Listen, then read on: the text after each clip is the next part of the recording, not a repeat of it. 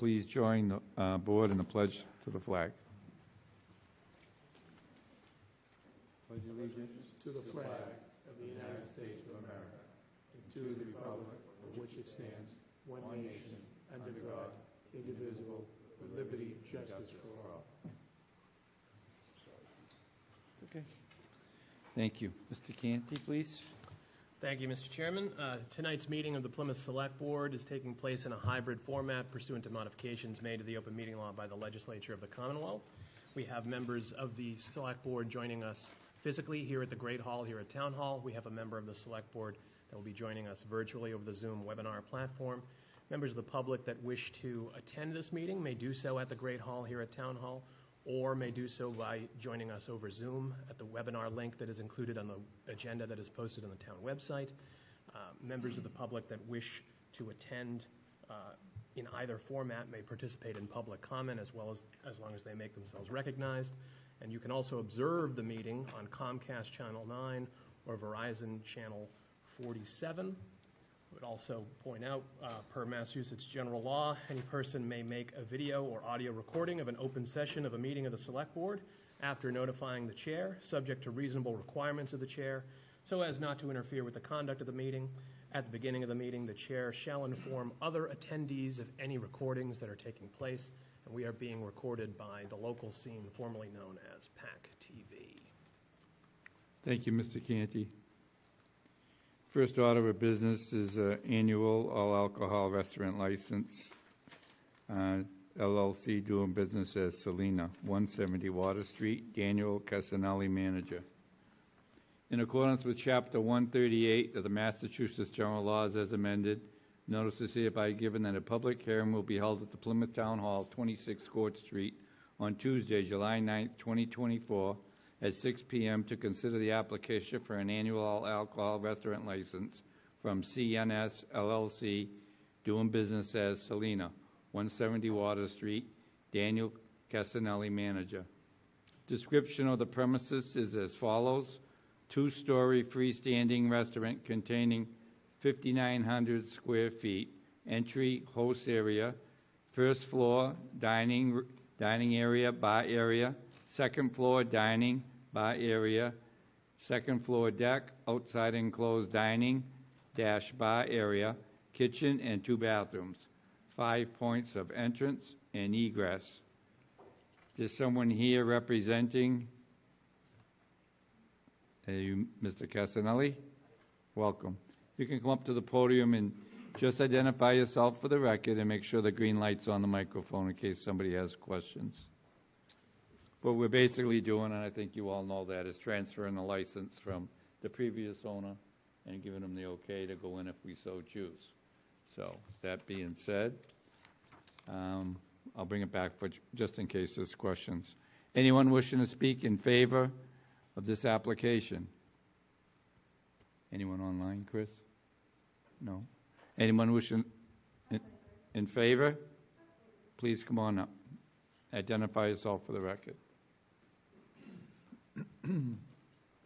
Hi, my name is Tracy Town, and I'm the property manager for Village Landing. I'm here to support Selena's progress. Okay, thank you.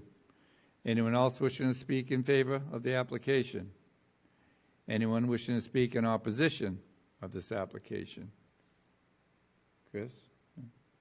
Okay, seeing none, I'll bring it back to the board for any questions.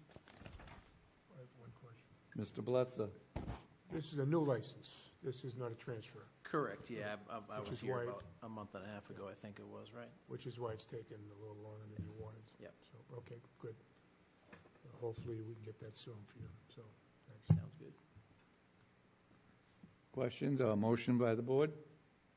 I'd make a motion to approve the annual all-alcohol restaurant license for the applicant. I'll second it. Motion by Mr. Canty, second by Mr. Bletzer. Discussion? Mr. Golden? Yes. Mr. Bletzer? Yes. Mr. Canty? Yes. And myself, yes. Unanimous. Thank you. Good luck. Thank you, gents. Mr. Chairman, I'm a yes also. I'm sorry, John, I forgot you're out there. And how do you vote, Mr. Mahoney? Yes, Thank you. you're welcome. Okay. Whew. It's been a long day, John. Been going at it since 8. Okay, licenses and administrative notes. Any questions? Wishes of the board? If there's, I Or think I- there was a question on one of the licenses by one of my colleagues. In the amplified, Okay. the amplified, I have a question on one, I'd like to take the ladder 15 separate.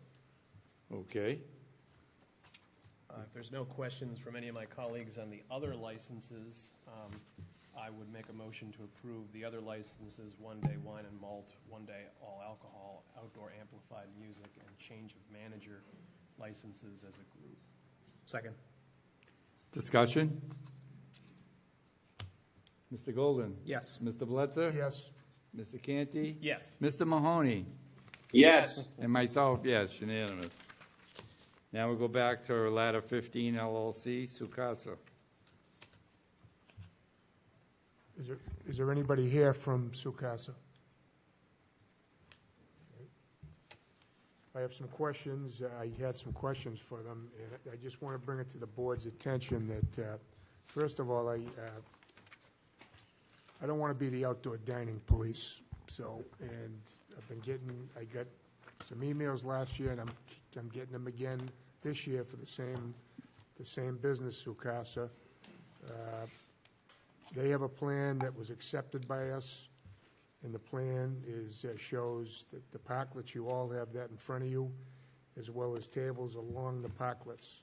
There are not to be any tables along the sidewalk, and the reason for that is for the ADA compliancy on the sidewalks. We were adamant about it, and we were adamant this year about people being consistent. We want to treat everybody the same, and there's going to be consequences if some people violate the plan that they've been given. And they've been given, quite frankly, this plan, this outdoor seating plan is very, it doesn't cost much for them. We're just about giving it to them because we want them to succeed. So with that being said, I'm going to ask the town manager, and I don't even think if I need the board's approval, that's fine, to look into, I see two violations, one on Wednesday, June 19th. I see another one on July 6th. And just for the history here, last year, I brought it to the attention of Lisa, our license agent, that number one, they had amplified music out there without a permit. They also had they had tables along the business. You could not get down the sidewalk. And I didn't take a picture of that because, quite frankly, again, I'm not the outdoor dining police. But I saw it at least 2 times. Tuesday nights are our meetings. And now I see tonight they're looking to have the same thing, that amplified music. They want to get it. Only this year they're asking for a permit for it. So there's nobody here to answer my questions, but. I'm here. Can you hear me okay? Oh, I'm sorry. I'm actually, hi, my name is Erin Murphy. I own Sukasa. I'm actually working in the kitchen tonight, and my Okay. husband Nick has the boys, so I'm unable to attend the meeting. I apologize. But I am here. Can I start over again then with the questions? Oh, I heard everything. Well, but Oh, I'm going to ask okay, you a so- question. Go ahead. I want to ask you questions. You submitted a plan this year, and the plan was the same plan you had last year, right? Correct. So If- I actually started to submit once I heard, there was a meeting a while ago that I was made unaware of It's that not my I should have question. been Erin, at probably, Erin. but we weren't. And so I started the process of getting two things. One, altering the premise for the tables that we had out previously, and then also moving forward with the permit to allow the live music that we have. It's 4 times this summer, I believe, on Tuesdays, 4 different occasions. So that's what the permit for amplified music is referring to, as well as just our regular music that we play. Erin, so I'm going to ask you some questions, okay? Sure. If you could just answer my questions for me, I'd appreciate it. You submitted a plan with 2 parklets and then you had 3 tables along the parklets. There was no tables along the building on this plan that was Correct. submitted and was accepted by this board. Is that correct? It's the same plan as last That year? is, Okay, that is correct. all right. You did, you, on that plan, actually, on July 6th and on July 19th, I have pictures sent by a citizen showing tables along your building in violation of the So, plan. No, were they there? Do you agree that those tables were out there?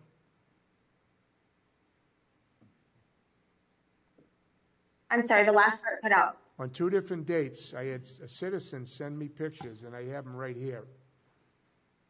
One has 2 tables, and the next night has 3 tables on the sidewalk, against your building in violation of the license that we gave you for the outdoor dining.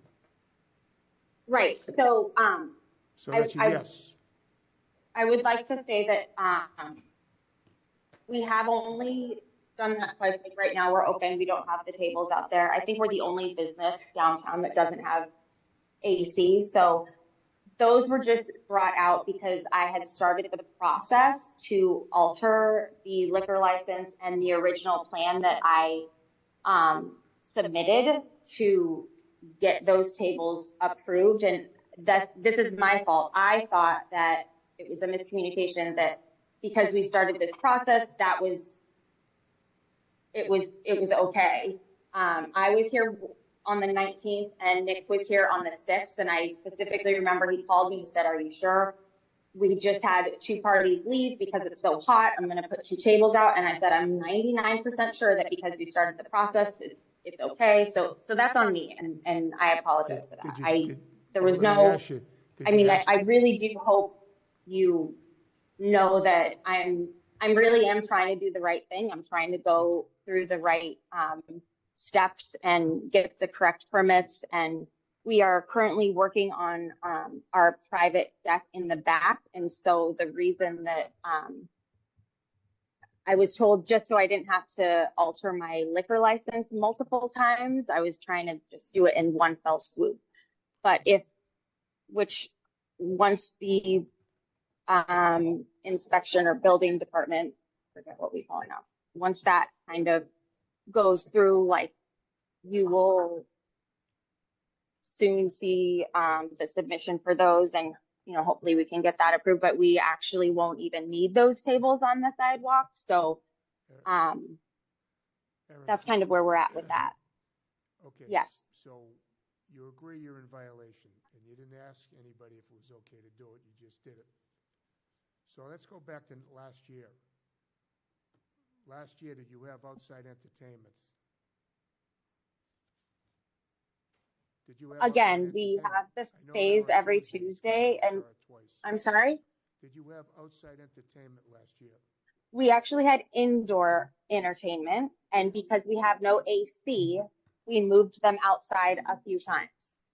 Was that- So I just want to make sure that we're talking in context. Well, I was there 2 different Tuesdays after a meeting, and Oh, couldn't you e- came to couldn't even Sukasa? walk down the sidewalk, and there was entertainment outside.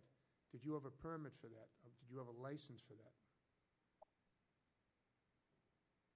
I mean, no, I just told you the situation. Like, obviously I didn't if I'm applying for it for now, correct? I'm just, there was, again, I'm trying to go through the motions and do the right thing as far as getting a permit for the 4 times that they are playing this season. Erin, So I can't go back in time, and I wish I could. I wish I knew that it was such a big deal for me to move the indoor entertainment outside when it was 90 degrees in there. So that is, again, on me, and I apologize for that. okay, so just so you know, did you get an email from the license agent last summer to say that you're not licensed for tables along the building? And The only email I got was from somebody telling me that I wasn't allowed to use Sonos inside. yeah, so you never got from a license agent because I directed her to send the emails out. It was, And she told me. the emails were in reference to the music inside, No. it that had we nothing to didn't do have a with it. license This to has nothing play. to do with, this is the outdoor dining, that the sidewalk was blocked, you weren't licensed to have tables along the building, and you weren't licensed to have entertainment outside. And I came back Okay. 2 weeks later, and it was still going on. So. Okay, let me so go a little what further now. what Let me go a can I little do further. for So you? I'm fielding emails from residents about your illegal activity, and I got it last year, and then this year they're saying, I saw the meeting, and you were adamant about enforcing if they violate. You were adamant this year that the plans you submitted, the plans that you're going to have to stick to and adhere to, because that's what we're approving. Also, one more Right. question. Were you at the meeting that we had for all license holders we had that meeting at the library, and it was a mandatory meeting, so I hope Yes, you we there. were. Okay. At that meeting, when I was up in the front and I talked about outdoor dining, and that's before the ABC talked about it, but I talked about everybody playing by the same rules, and everybody playing it by the same rules. And there was a reason for that, being adamant about that, is because I had one of your fellow business folks, another restaurant that has a couple of them, and was upset about we weren't treating everybody the same. We weren't being consistent in what we're doing. And she lambasted me in the town hall, in the town manager's conference room, okay, about being consistent. And I promised her, I'm going to be consistent. Oh, you can believe that. I know, she told me about the meeting. Okay, I'm so well you aware. know all about what I had to listen to if she told you. And now I'm seeing the same activity again. You're in violation again, and now you're asking for an amplified outdoor. And number one, you don't have the space to do it. Number two, you have people that live upstairs from your business. You have other businesses that also have outdoor dining and also have windows open that may not want that disruption in their business. So, for a couple of reasons, I'm going to vote no for the outside. Okay, am I allowed to, can I respond No, I'm before going we to start finish. voting? First, number one, it's because of your disregard for rules, okay? Okay. 2 years in a row, okay? And the second thing is that I don't think your neighbors and people want this activity. So, No. and you don't have the room out there to do it too. So there's three reasons. Actually, let me know when you're done so I can I'm done.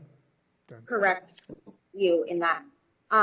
One of our tables and umbrellas was stolen, so we actually just and we just move the tables back, and so Patrick, Faye, and Mal Faye, who play all over the town and are very well known and loved. I mean, people come here specifically for them. That is the only people that play here. Honestly, live music makes me uncomfortable. I love the Fays. So yes, correct. And those are the only people that I allow to play here. It's not random, whatever. But it's irrelevant to what we're Beside the talking point,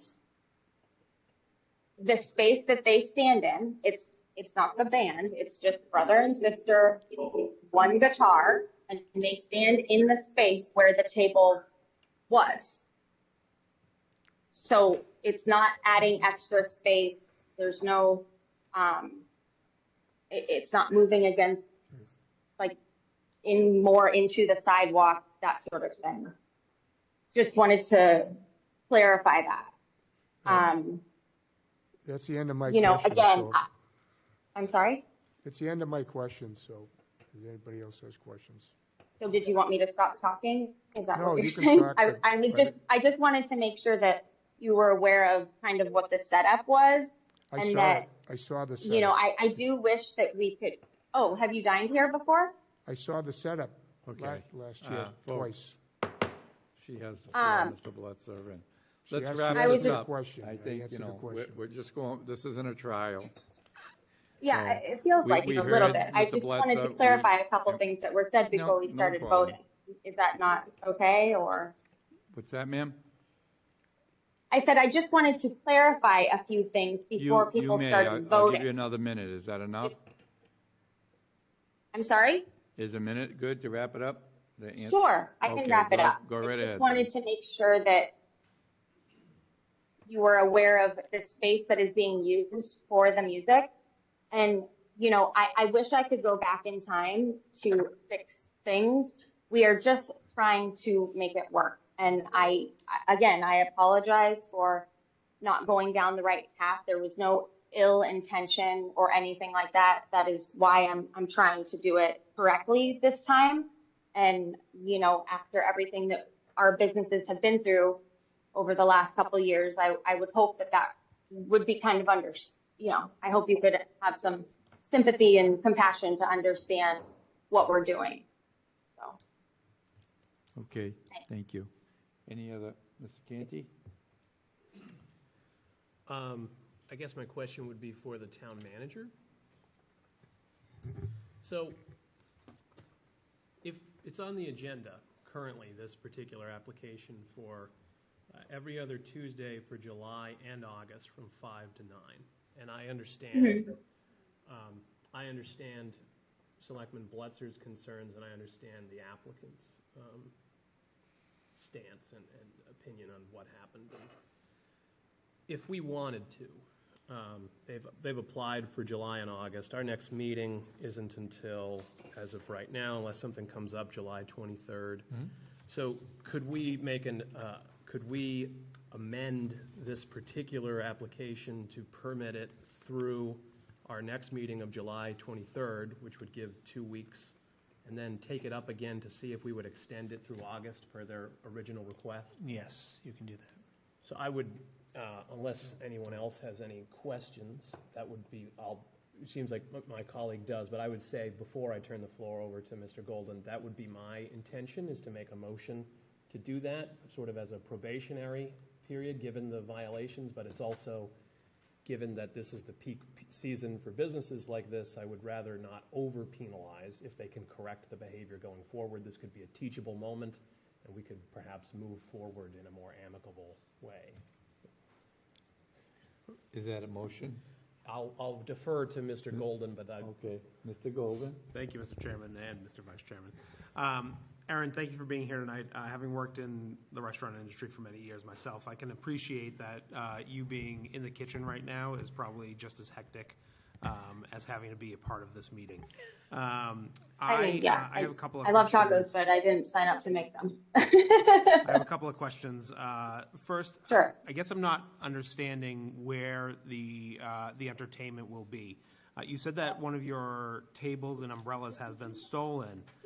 Yeah. Does that mean inside of the parklet or on the sidewalk Nope. space? So do you see how there's 4 and then there's 3 on the, because we have like the wider sidewalk. So the 4 tables are the parklet, and then the 3 are on the far east side of the sidewalk. So our last table towards the end, like towards the Asia Tasty, whatever, was stolen. So we just decided to move the 2 tables south, and then Mal and Pat will just stand right where that first table is, like closest to our entrance.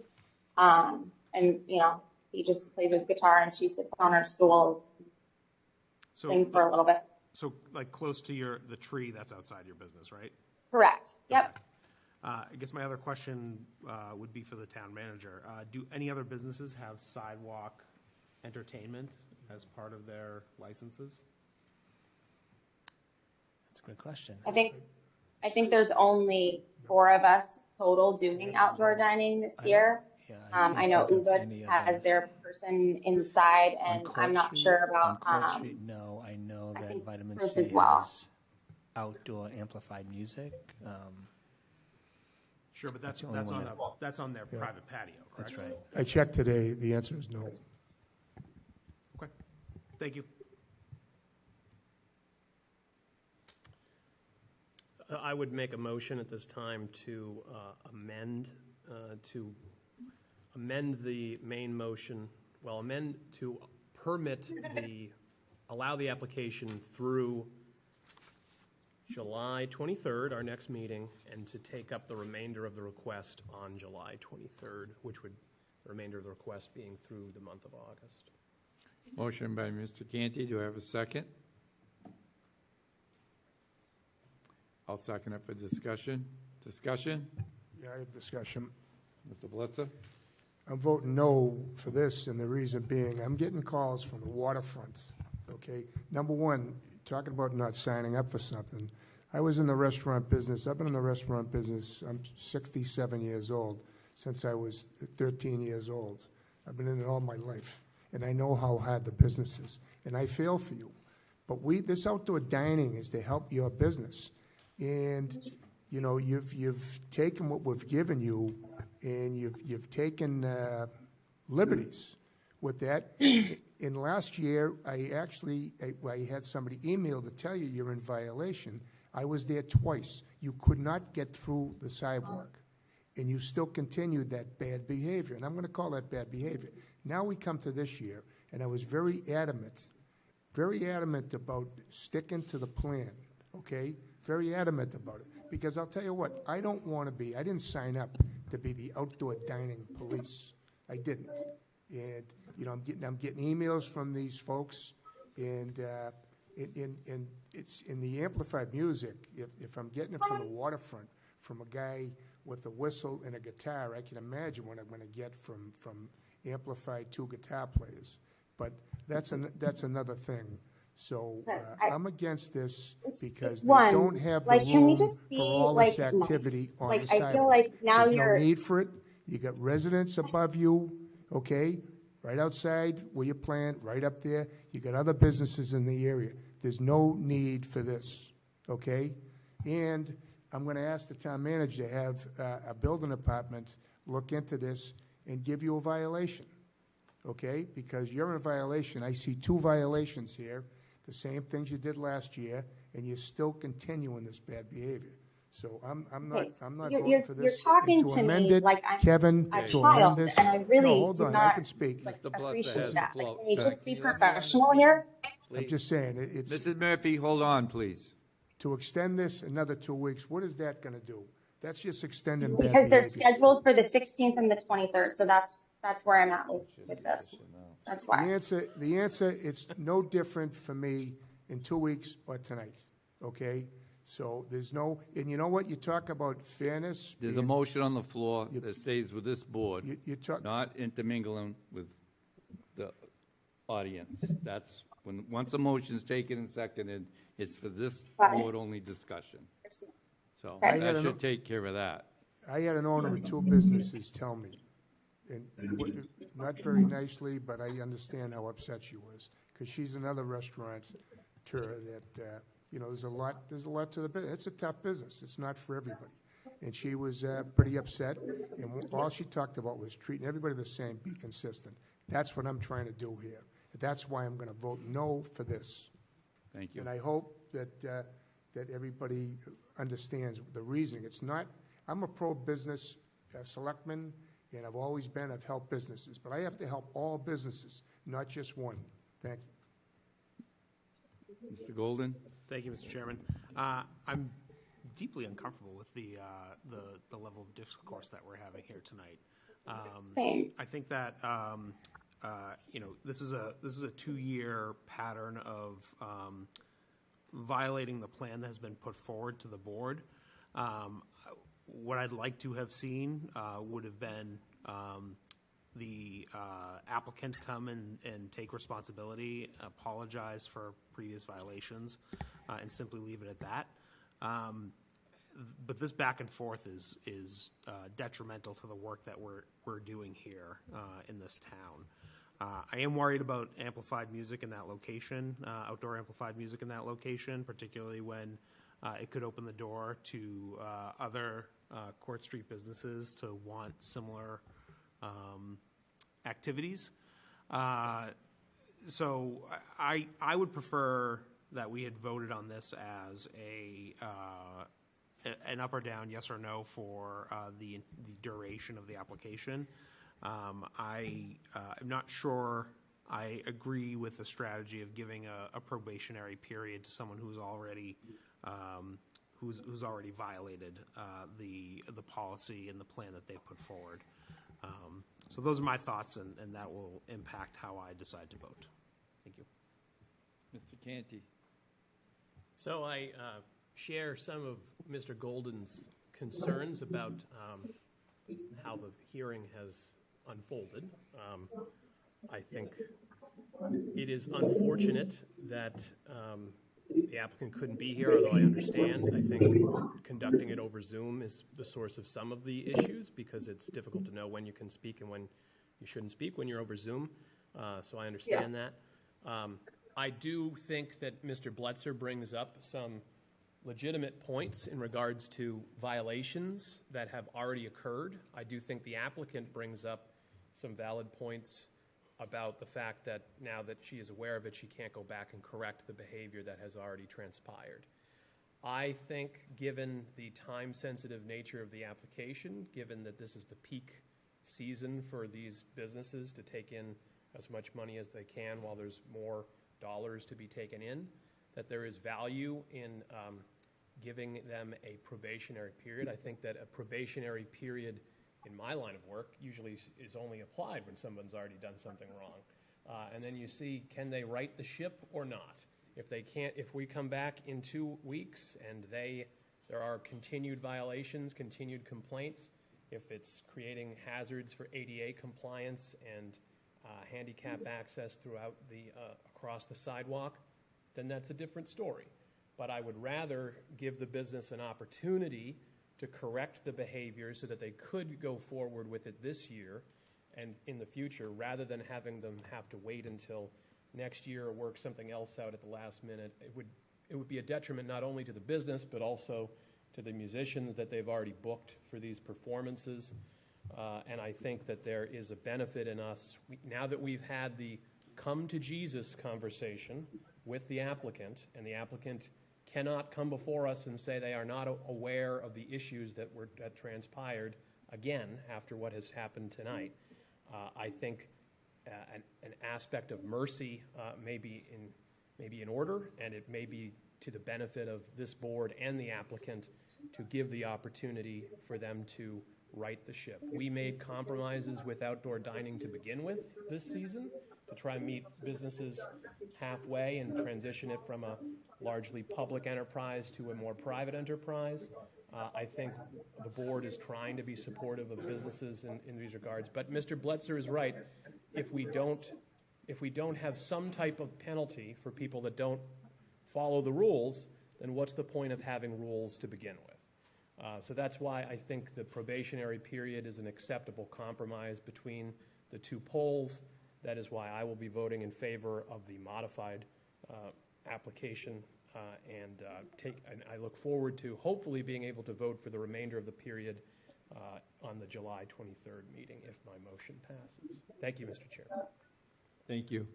Any other questions from board members? John, all set. Mr. Mahoney, how do you vote? Yes. Mr. Canty? Yes. Myself, yes. Mr. Bletzer? No. And Mr. Golden? No. 3 yes, 2 no's. Thank you. Moving on to administrative notes. Been requested to take number 3 separate. Is there any other request? Okay, let's start with number 3. So, how's it good? Rescue well, fantastic. First, I have discussion in relation to 3, but I would make a motion to approve it for the purposes of starting that discussion. Okay. Motion to move number 3. Do I have a second? Second. Second. Discussion? Mr. Canty? Thank you, Mr. Chairman. So this is something that we had previously taken up in an executive. I voted a certain way in that executive. I intend to vote that certain way again tonight, but I think I owe it to everyone to make clear what the nature of my vote is and the reasoning for it. So as a public employee myself, I work for the Commonwealth of Massachusetts. I certainly understand and appreciate the value in paying our employees a fair wage for a fair day's work. I think it improves morale, retention, recruitment, for those employees, and I think it also improves, importantly, the delivery of services that we are able to provide to residents, this being a collective bargaining agreement with the firefighters union. However, there are specific details of this particular collective bargaining agreement that compel me to vote no on this, and I feel obligated to explain my vote to members of the public as well as certainly members of that union. To be clear, I was not on the negotiation team for this collective bargaining agreement, and I do not mean to criticize anyone who was from the select board, from the town side, or from the firefighter side. But the specific details of this agreement give me concerns about the medium-term and long-term effects it will have on the negotiating position of the town of Plymouth with this union and others. Specifically, the tying of some of the stipends and certifications to the base level salary on a percentage basis.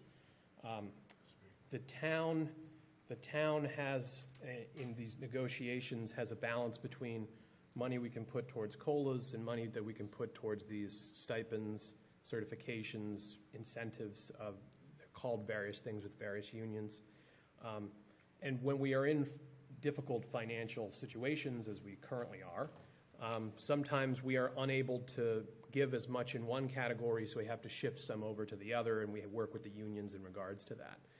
And my concern is that by tying a couple of these stipends to the base level salaries, that it will hamper the town's ability to negotiate as it has in those regards, and it will complicate situations in the future with this union and others when we are in tight financial situations, because the union would be able to seek a maximum COLA benefit without needing to worry about the stipend, because their bargaining position would be that, and we would have very little on the town side that we could do about it. I personally was in favor of giving, I understand that the concern about the stipends was that they're depreciating value over time, that the cost of milk, the cost of bread, the cost of gas, other essentials in life goes up every year, and the stipends don't. So I personally was in favor of increasing the stipends on a dollar figure every year of the agreement, actually in excess of what the percentage would have been, just because I see the problem with the percentage approach myself personally. I was outvoted on that. I anticipate being outvoted on that tonight. I understand that. Sometimes you're on the minority side. It is what it is. But I did want to flag that particular issue. And again, I don't mean it as a criticism of the employees. They do a difficult job. The fire department responds to life and death situations all the time, respond to the scenes of accidents, providing essential medical care, life-saving activities, fire prevention, firefighting. So I don't devalue their contributions, and I don't mean it as a criticism of them. It's just I think in the long term, this could lead to things such as overrides or to layoffs if more unions were to pick up this particular style of bargaining, which, again, in the short term, I think is to their benefit in some regards, but in the long term, particularly for newer members, may be to their disadvantage. And I just wanted to flag that particular issue and explain my vote because I do not mean it as a criticism of my colleagues or the town or the firefighters. It's just my personal opinion, and I felt obligated to convey it to the audience. Thank you. Mr. Blutzer, then Mr. Golden. I was the selectman on that negotiating committee, and I can tell you that I was proud of what we did in those negotiations. We worked hard. The town manager, assistant town manager, at one point helped us out. The chief worked with us, and the union, Brian Barrow-Warnoth, and his fellow union reps. We worked hard. We had several meetings. One meeting was over four and a half hours long. Okay, we were back and forth. There was a lot of work that went into that. And I recognized that the work that our firefighters do, we have a unique town. We have 7 fire stations that cover 106 square miles, that only 40% have hydrants, have water suppressants for the fires. These guys work hard. They have to fight everything from electrical fires to brush fires, to boat fires, to extractions. There's all kinds of scenarios, unlike any other town in the state. And they see things, and just recently, within the last month or two, they've seen some horrific things on the road, some extractions that they had to make. And these firefighters have to go home at the end of the shifts, and they have to go home to their families, and they have to be husbands, and they have to be fathers. And it's pretty hard after seeing some of the horrific things they do. So, yeah, when I became a selectman 3 years ago, the first thing I wanted to do is get all our public employees paid fairly, because we were losing a lot of these employees.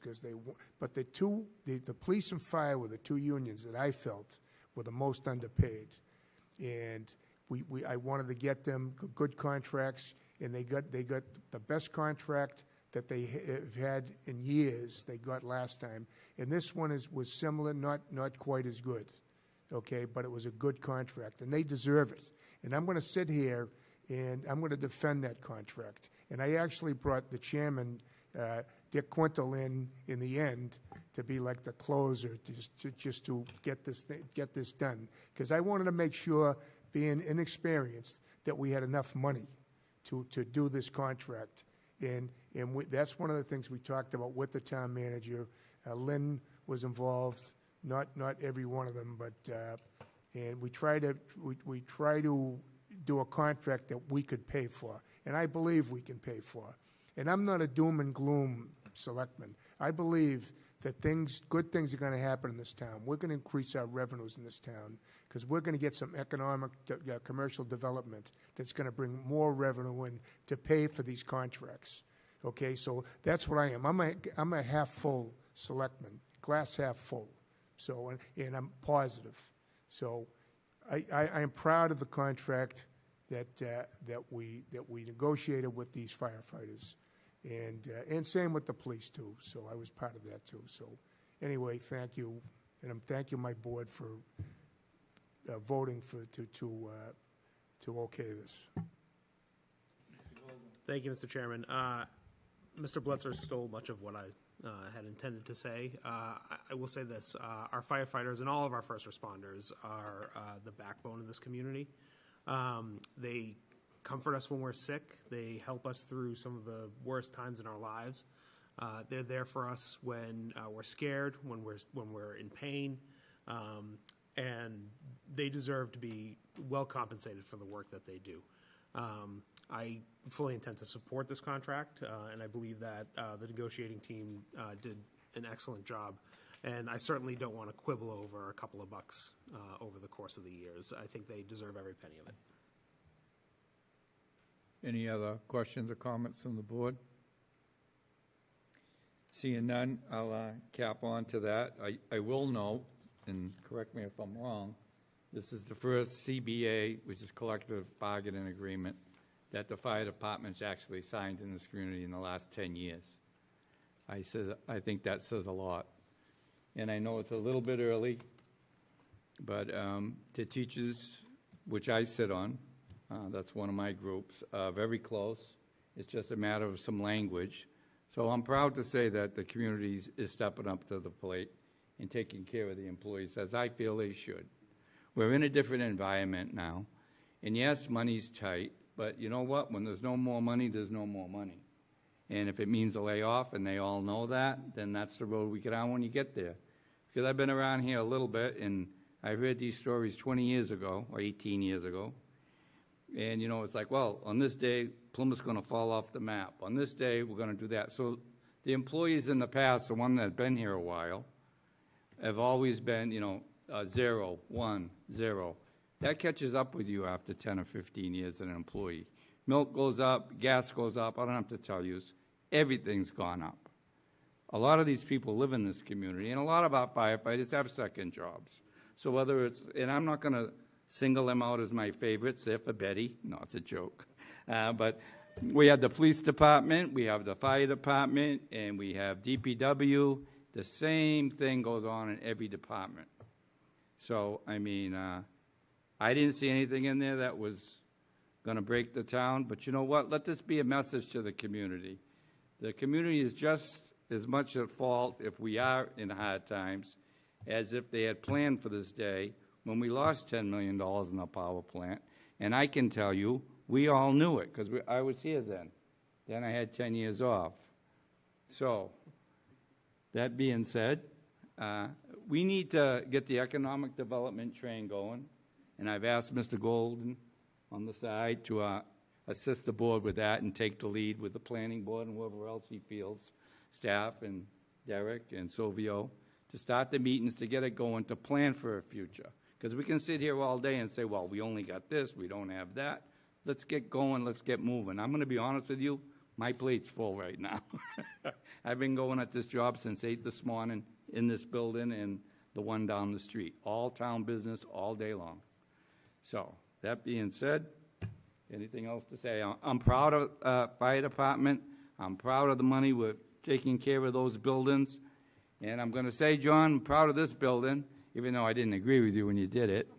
But it is a beautiful building, and the one across the street. So, you know, when I look at the West Plymouth Station, and I know it's, what is it, Station 2? Oh, that was a good one. It makes me proud to ride by that today. It really does when I go to the bank and stuff down 44. I say, you know what, I love this town. That makes me proud. This building makes me proud. That's what we are. I mean, you know, we can go back and forth with the money. Are we going to say no percentages to any other? And I'm not going to point. I'll keep my fingers down. To any other managers in this room that get percents? I mean, if we're going to carry it for the employees, we should carry it right across the board. We don't, and there's a reason we don't do that. So, and that's it for me. So, Mr. Mahoney, how do you vote? Yes, Mr. Chairman. Mr. Canty? No. Mr. Blitzer? Yes. Mr. Golden? Yes. And myself, yes. 4 in favor, 1 in opposition. So we have administrative notes 1, 2, 4, 5, 6, 7 through 17. Do I have a motion or a request from the board? If there's no questions from any of my colleagues, I would make a motion to approve administrative notes 1, 2, and 4 through 17 as a group. Second? Motion by Mr. Canty, second by Mr. Golden. Discussion. Okay. Mr. Canty. I vote yes. Mr. Blitzer. Yes. Mr. Golden. Yes. Mr. Mahoney. Yes. Okay, yes, unanimous. Thank you. First order of business on the agenda, Sharps Disposal Program.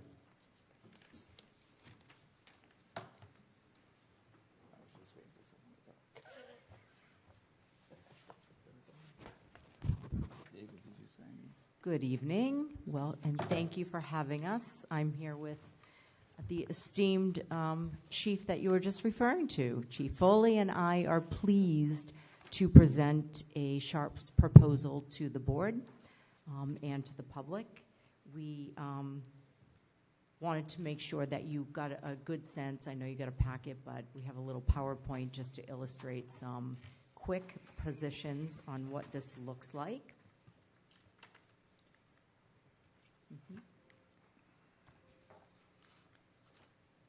Oh, look at that, it works.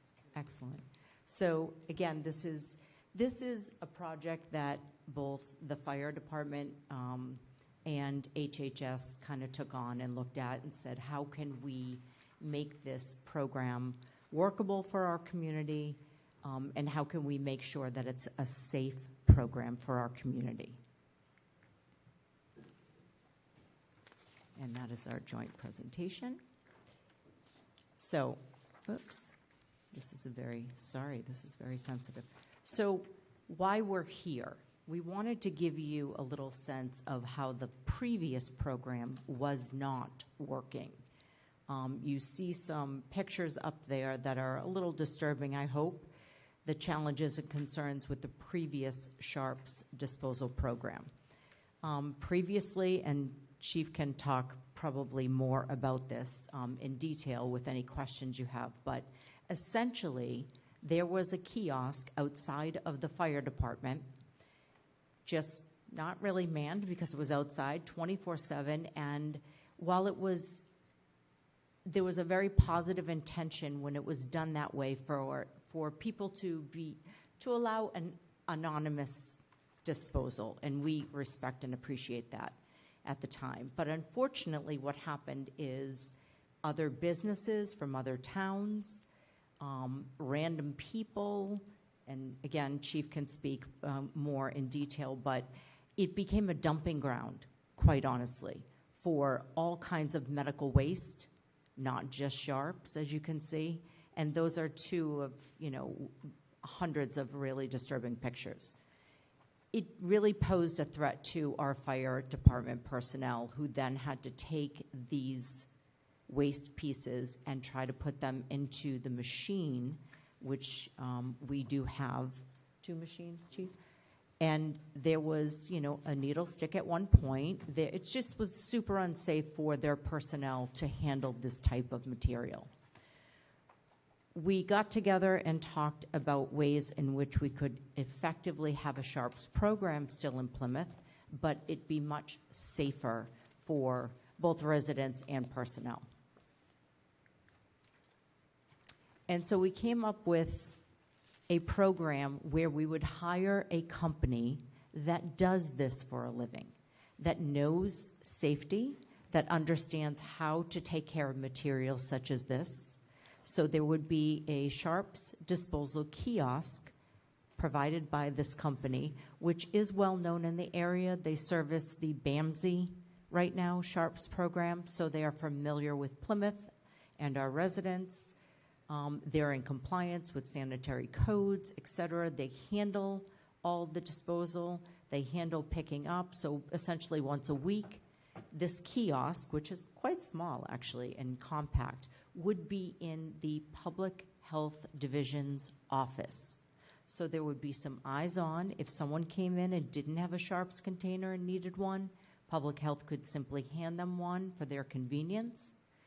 And we wanted it in the Public Health Division. We did discuss maybe at Cal, to be honest with you, with some seniors and in other communities, but we wanted some extended hour access for those residents that maybe needed some disposal and worked during the day and needed an evening opportunity.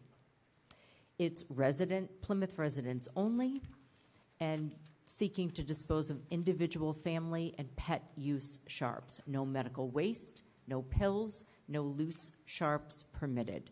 Those are some of the guidelines and parameters that we would set. There would be specific hours.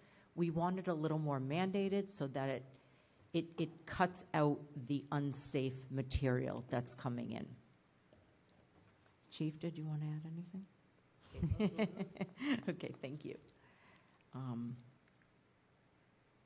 That's what the kiosk physically looks like. Again, it's compact, and that puppy has nothing to do with this. It just piqued your interest, and it's what we could find for public health. So just to wake you up. But that's essentially what's probably most important as well is the budget.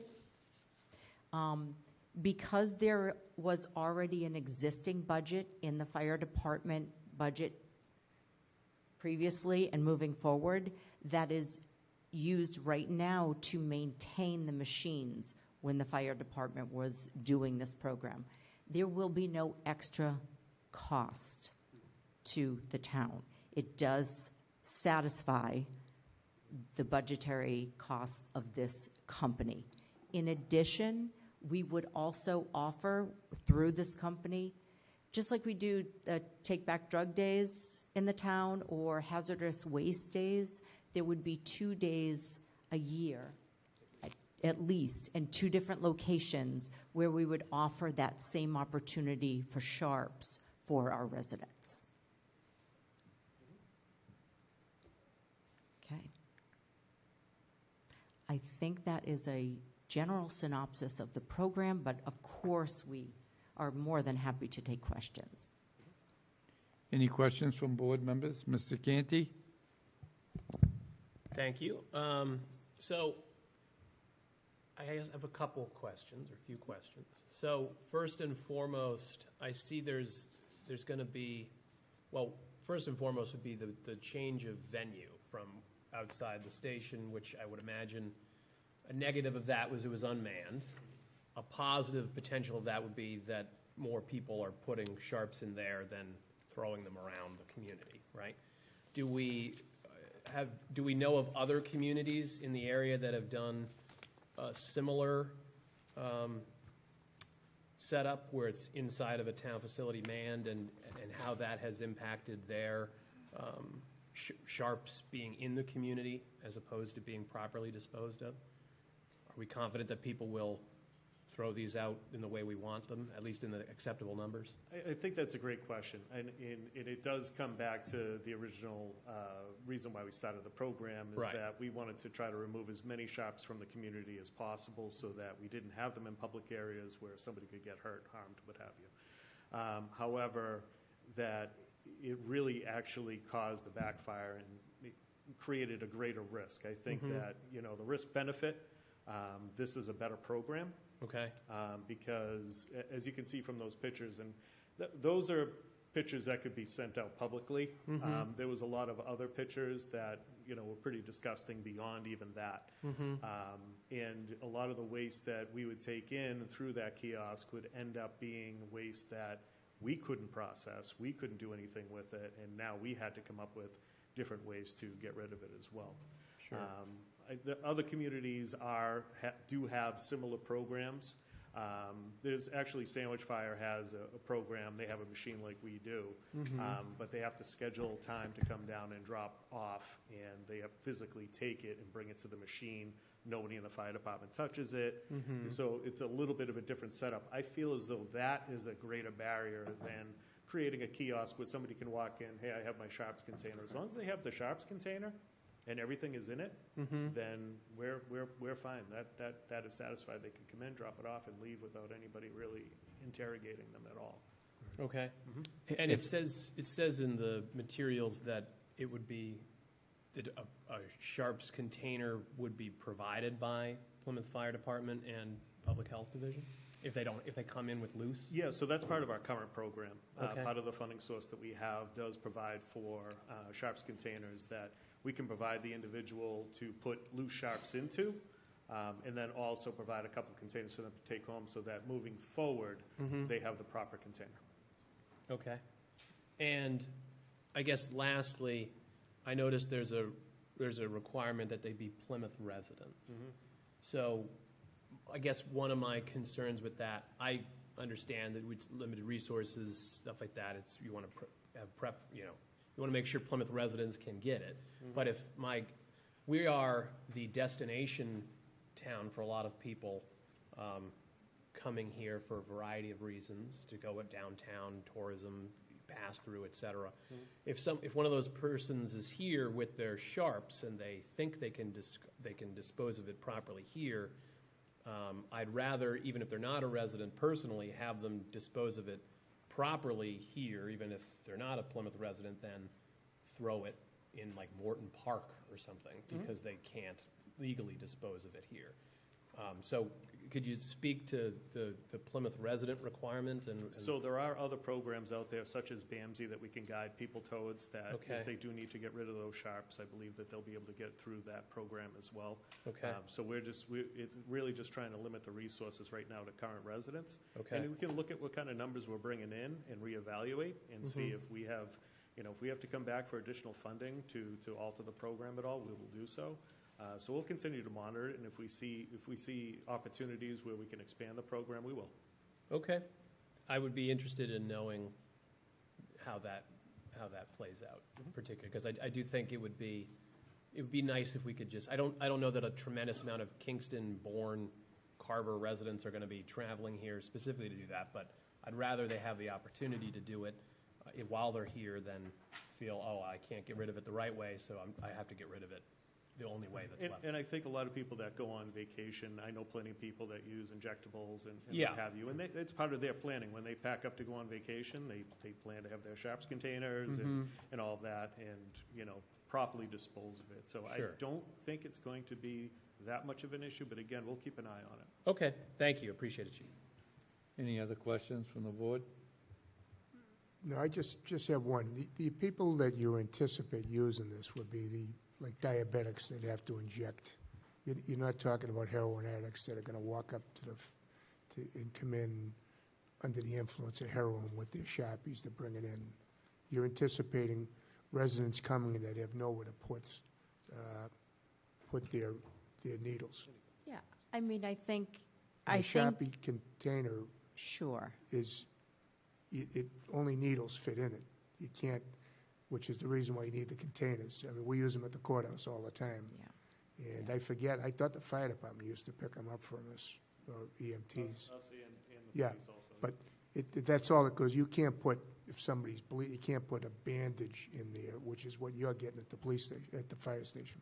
Yep. Right, exactly. And just further, besides BAMSI, High Point is also a Yep. destination that takes Sharp. So that's part, that's someone in the community, to your point. So maybe if there's more, What about all the sober houses? You have a lot of sober houses.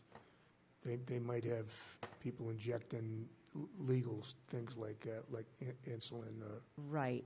I'm hoping that if you take the time to have a container, drive downtown or even walk downtown, park, find your way into a public building that you know is very heavy traffic, is security enforced, that if you're coming to the public health division to do that, I'm going to hope that the majority of people are doing exactly what you're I saying. agree, and this is a great thing you're doing, so I think it's great. Thank you. Any other questions? I just have one or two, like the Manjaro, say, and what is it, Wayovi, or however you pronounce it, like a pin, you'll accept those, right? I mean, that wasn't part of the problem we were having when the fire department was grinding away. So actually it was. So Okay. on the fire department side, it was a problem just because of the method of disposal. So the fire department machine is actually a basket that's basically an autoclave. And after it's done sanitizing the items on the inside, it drops into a grinder. That grinder did have difficulties with these new, spring-loaded injectables, these larger cartridges. However, under the Guilty. Chrysalis program, under this program, they dispose it in a different way. And that isn't a hurdle for them that they have to worry about or we have to worry about. So again, as long as that Sharp is in a container, this company will accept it and dispose of it properly. And that's why, so I was guilty of that, because I thought, and I had it in the shop's container, but it was all the injectors themselves, because I didn't know how to take them apart and all that Saying it's jazz, your so. fault. No. And then one more, since I'm all medical here.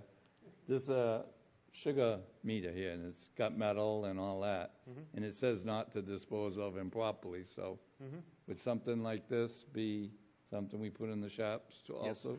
Yep. Okay. Thank you very much, and a job well done, and I'm very appreciative that you've worked together to bring this to fruition, because we definitely need it, the community does. We were very appreciative with the partnership. We were looking for different, avenues that we could go down to improve this program.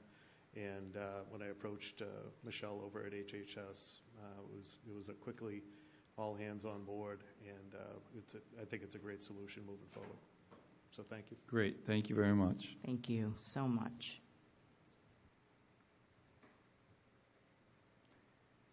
Next is Outstanding Citizenship Award, John Plate.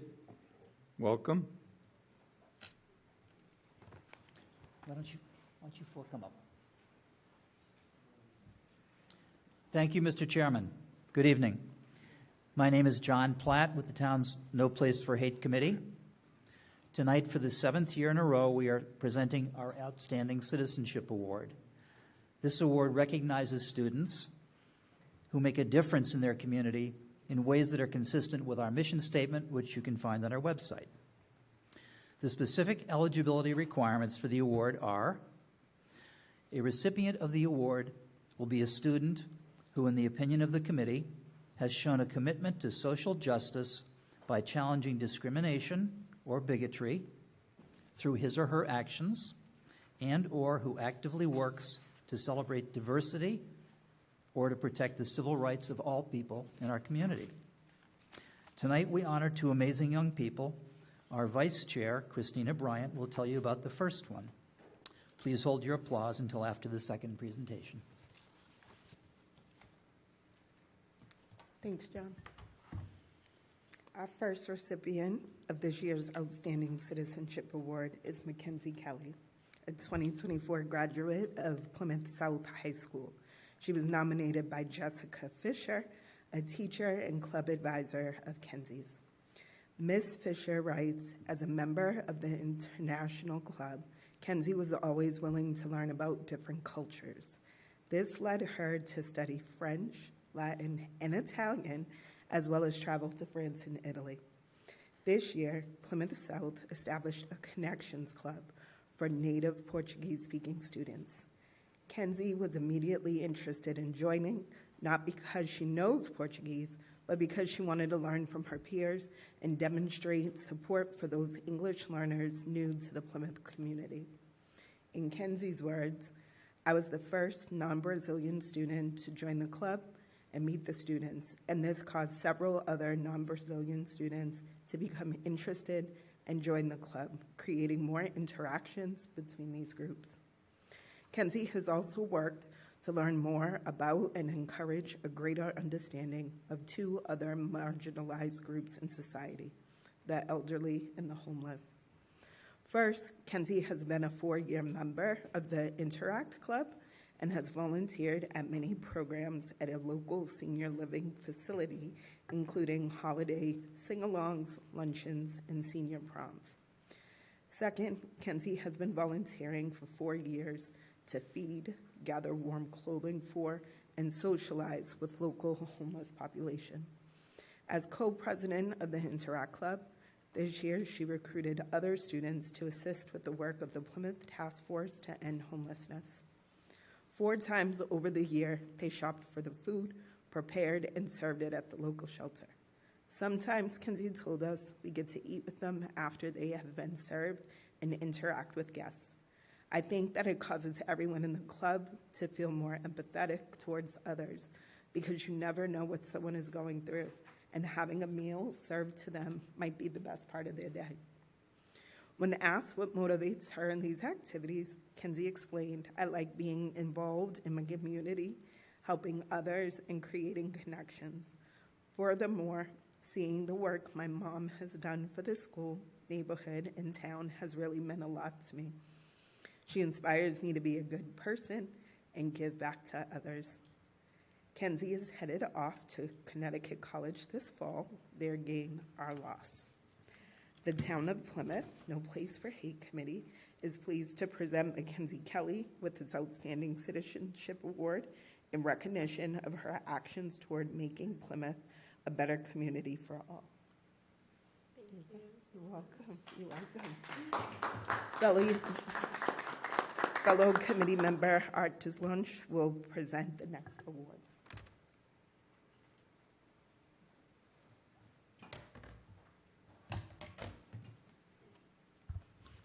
Thank you and good evening. Second recipient of the Plymouth No Place for Hate Outstanding Citizenship Award is Trevor Anderson, a 2024 graduate of Rising Tide Charter Public School. He was nominated by Isabella Troutsmansdorf, his college and future planning counselor.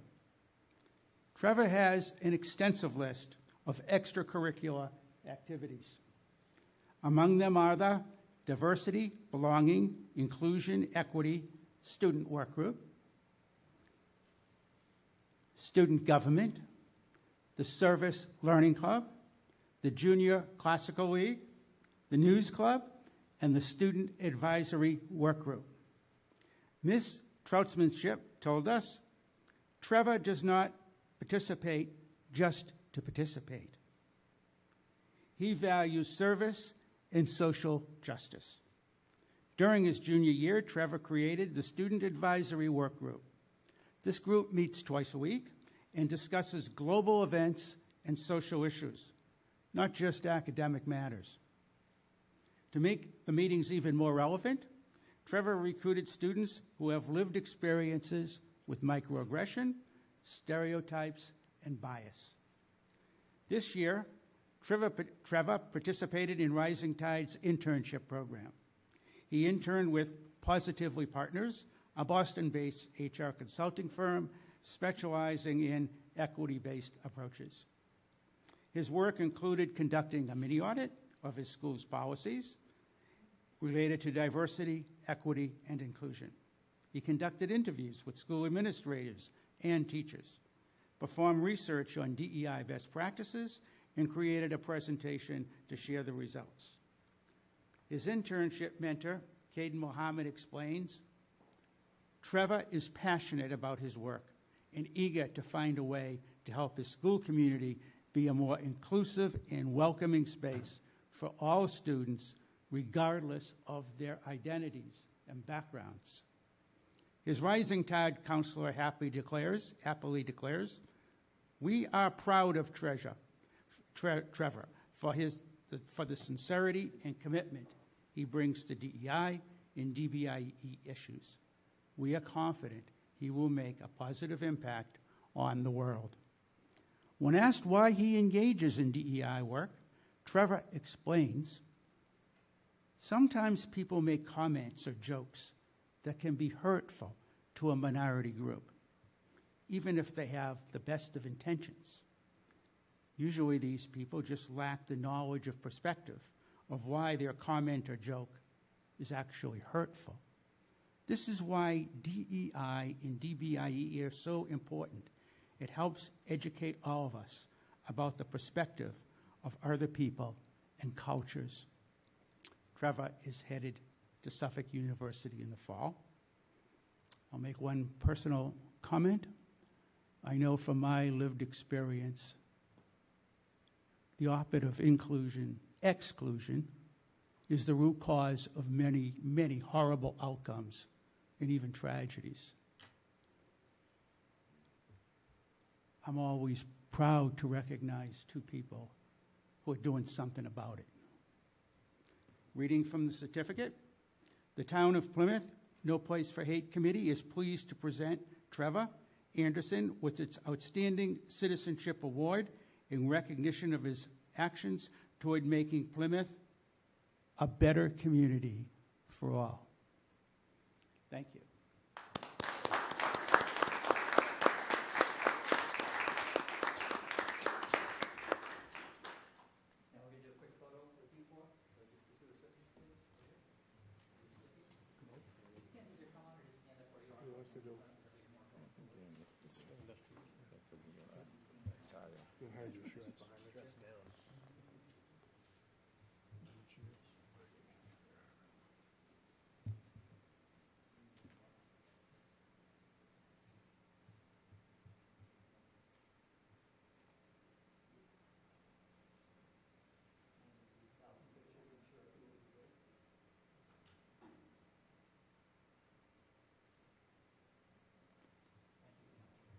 Thank you. Congratulations, guys. Congratulations. Nice job.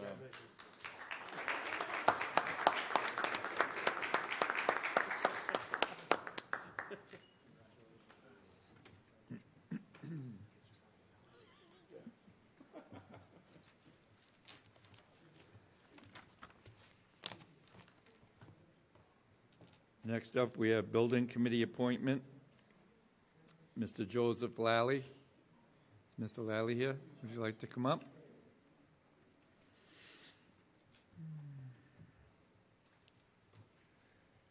Well, good evening. I was before you about 4 weeks ago, wanting to volunteer on the CPC committee. That didn't pan out, and I was contacted a few hours later by a couple of folks that put me together with David Peck of the Building Committee, who suggested that I might want to apply to serve on that committee. So I have attended one meeting and also spoke with the town manager about it and a couple other people. So I'm interested in this position if it's available. I think it is. And about the only thing that's changed from my speech 4 weeks ago is that I'm 2 weeks closer to retirement. 4 weeks closer to retirement, excuse me. I poor at math this time of day. Thank you, Mr. Lally. Any questions? Mr. Canty? So, hello again, Joe. So obviously, we're familiar from our prior work on the Advisory and Finance Committee together, which you're still on. I'm familiar with your background, but I don't know that others necessarily, particularly the audience, are. So can you just briefly talk about your professional experience and why you think you would be an asset to the Building Committee? So I'm winding down a 40-year career in higher education facilities management. During that time, I also served on the Tompkins County Board of Representatives for 1 year, filling out a term I was on the Town of Dryden Planning Committee for, I think, about 25 years, the last 13 as chair. Familiar with government processes and all that, and not everything, but certainly have a rich background in that. Strong background in facilities capital planning, as well as project administration. I oversee an operational budget of about $150 million a year, or I did until June 1st. And a capital program that has been running the last couple of years in the vicinity of about $80+ million a year. So very familiar with trying to pull together 5-year rolling capital plans, and that seems to be one of the needs that I've heard about for the building committee, as well as just, I see some challenges and some opportunities, so hopefully it won't be too much like work.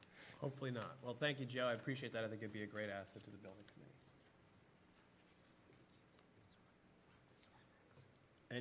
Mr. Golden, did you have a question? No, I'd make a motion to appoint Mr. Lally to the building committee. I'll second. Discussion. Mr. Mahoney? Yes. Mr. Canty? Yes. Mr. Blitzer? Yes. Mr. Golden? Yes. Myself, yes. Thank you. Congratulations. Thank you very much. Next, I'd like to take up the opera update. Ms. Barrett?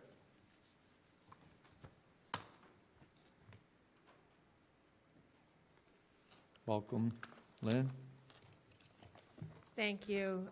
So we provided you with our sort of a continuing status sheet of our Plymouth Opera projects and our funding sources for the opera money that we've received.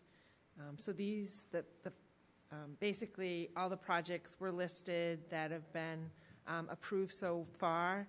We're in anticipation of the project presentation this evening. I've added the project that Mr. Gould will be presenting to you regarding the Town Wharf Pier. So that would basically include about almost $19.7 million worth of projects from opera funding that you have allocated so far out of the funding sources that have been allocated to us. In that report, it gives the amount that's remaining right now. And we're continuing to monitor existing projects that have been allocated because in the foreseeable future, we see that we may be able to have funds that we can allocate to other projects also. And between the town manager, myself, and other department heads, we're looking at other priorities and projects that we would bring forward to you at a future date to use the remaining balance. If you have any questions regarding that sheet, but basically that's all I wanted to present. Mr. Canty? We were graced by the illustrious presence of one of our county commissioners recently who talked about the possibility of there being, if other communities didn't get their ducks in a row to spend some of their ARPA money that would be attributed to them, that there may be some undesignated ARPA money available. And we had asked at that time that we were looking at things that we could potentially, obviously we don't want to depend on that. We have to assume that the other communities will get that stuff together. But have we started that, or can we start that so that if there is additional ARPA money available, that we could capture some of that for Plymouth and our residents? The way it works with the county is you have to actually submit a project. Right. So, I mean, we haven't done that yet. I mean, Sure. We're still sort of working on the town's allotment that we receive from the federal government. Mm-hmm. So, I mean, it's always an option in the future to do that. And we haven't yet been apprised of, at least the county hasn't actually come out and said to us, okay, we've got this much left. Right. The towns can apply at this time. So I would assume that maybe at some point that they may do that. I think they had indicated a September 1st deadline for applications, and then there might be some, and then it would be apportioned by population, which we would be the second highest in the county. Okay. So just something to be Yeah. aware of in the event that one or more other communities don't do their homework Okay. by the deadline. I would like to say that we sufficiently used our allocation from the county. I'm sure we will. Yeah. Yes, and I hope that other communities don't, but that's I'm a little biased. Thank you. Yeah. Any other questions from the board or comments? If I could, Mr. Chairman, just a couple of things just worth noting. We have, as Ms. Barrett pointed out, an approximate balance of $943,000, and we may have some additional monies that'll get freed up when some other project closeouts are complete. But these dollars need to be encumbered by December 31st of this year. So, we got about 6 months to encumber these dollars. Some of the projects that Ms. Barrett and I have talked about, we plan on working with the various departments because these have come to our attention over the past month or so. We've received a number of complaints. Some board members have brought to our attention the need to repave the walkways of the training green. So that's something that if the board wants us to continue to pursue, we can do that. I've talked to board members about test wells. So we're currently looking at a test well location in West Plymouth. We have funding for that. But as you know, there are other test well opportunities in South Plymouth that we'll work with the DPW director to get us a cost analysis on that so we can get a sense of potential drinking water sources down in South Plymouth. And then last, as you know, we have talked a lot about doing a top-to-bottom analysis of Memorial Hall, so engaging an engineering service to do that analysis is also something that we've been meeting with the facilities management team on. So those are just 3 items that we have been in discussions with that we plan to bring forward, assuming the board wants us to pursue those.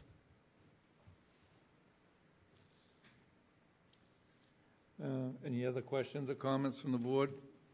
Mr. Canty? I think for some guidance, I think pursuing those things with either the money we're available here or in preparation of there potentially being other money that becomes available couldn't hurt. Those are all things that we need to get done anyways, so we're not spending money just to spend it. That's right. We're spending money to address an existing issue or get out ahead of an anticipated expense that otherwise would have to be borne by taxpayers. Right. So. Through free cash or something. Right, exactly. Yep. So I think pursuing one or all of those would be very beneficial. Sure, thank you. If I may. Mr. Chairman? Mr. Mahoney. No, just very briefly, I just want to reinforce what Mr. Canty just said. He's completely on. We have to look at everything that the town manager just mentioned. Thank you. I just want to bring something to the board's attention. I was going to bring it under new business, but since we're on ARPA money, I think I'll bring it up now and get the consensus of the board. Today, during negotiations with the school teachers, one of their things that they had, and I thought this was pretty different, one of their requests were to have $25,000, not basically for them, but for cooling units in one of the schools. And I said, well, and I listened and we talked, and I know I ain't supposed to say too much about this, so I'm going to make a long story real short. There's 3 schools in Plymouth that do not have cooling stations or air conditioners. Hedge School, Cold Spring School, and Nathaniel Morton. So I asked the superintendent and staff when we were there what it would take to put a cooling, because then now if the school department funded one project, which they were trying to do, that would leave the other 2. How do you pick one school? So long story short, I said, this is the town of Plymouth. This is a large community, and we should have a cooling station in every school. This is ridiculous. How much will it cost to do this? And the answer was $150,000. So I would like to request to the board at this time that we approve $150,000 to put cooling stations into the 3 remaining schools: Hedge School, Cold Spring School, and Nathaniel Morton.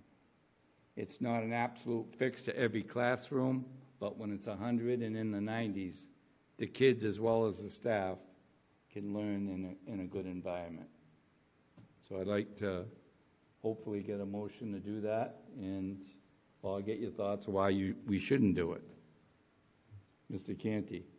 So just for my knowledge, I know that there's talk about Hedge not being an active school for a terribly long time. So the cooling station, I'm not entirely sure what a cooling. $25,000 for Hedge. For Hedge, and would it be? $25,000 for Cold Spring, and approximately $100 to make, I believe it's a gymnasium at Nathaniel Morton across the street, a cooling station for that school. And is a cooling station redeployable elsewhere? Like if we only got a couple years of use at Hedge, could we? They felt that, yeah, we could use, some of them would be window units, Sure. not all of them naturally, Sure. but some of it will be, and I told them I'm sure we could find a spot.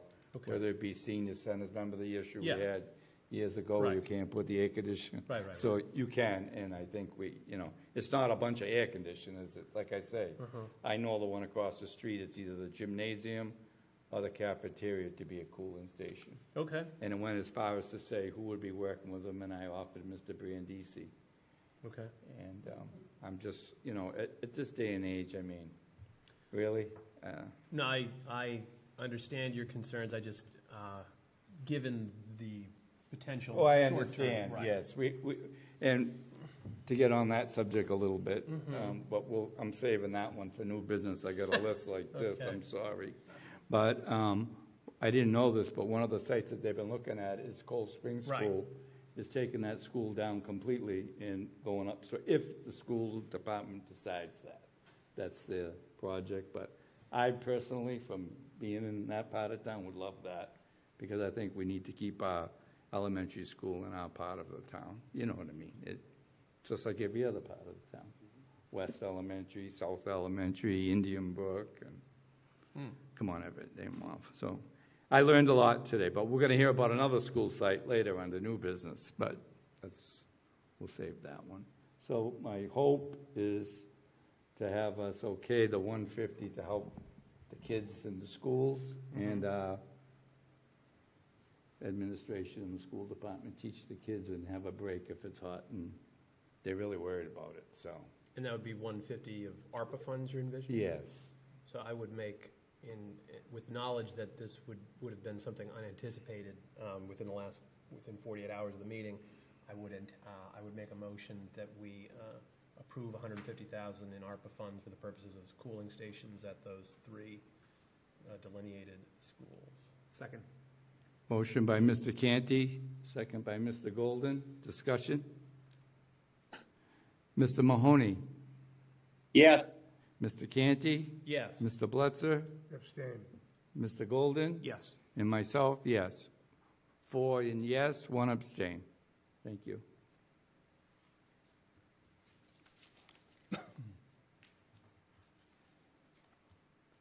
Town Wharf Infrastructure Project, Mr. Gould.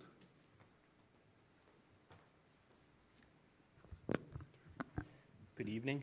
For the record, David Gould, Director of Energy and Environment. I'd like to present to the board tonight a potential ARPA-funded project as well. This is the Town Wharf Improvement Project. It would be a joint project between the Department of Energy and Environment and the Department of Public Works. Just so everyone has an idea of the location, and I'm going to be very careful how I present this, but this is an old plan that shows the Promenade project, and I'm not revisiting the Promenade project, but I am using this slide. The area that's in color there are the different locations for the Promenade project. The project that's going to be proposed is focusing right on in this area between Mabbott's Park and the roundabout and Town Wharf Way to Town Wharf. So just that specific section, I want to make that very clear. So these are existing conditions, and they were also existing conditions in 2016 when there was some original conceptual design work done. And again, we're focused, this is the roundabout, and we're focused right on from the end of Mabbott's Park to Town Wharf Way over to Town Wharf. This was a view looking south, and what you can now see in this slide are some conceptual renderings of the proposed improvements. And what you'll see is in this location, anyone who's walked this knows the sidewalk is extremely narrow in this location. We also know that it's an extremely busy location during a lot of the year, for not only residents but for tourists walking. That sidewalk is extremely narrow, and so you're seeing an extended boardwalk going from Abbott's over to an overlook area, and then a pile-supported boardwalk continuing on, and then a new revetment and seawall from that location along Town Wharf Way to Town Wharf. And I'll show a detail and show a little bit greater detail on that in a moment. This slide shows that elevated boardwalk in that overlook area a little bit better.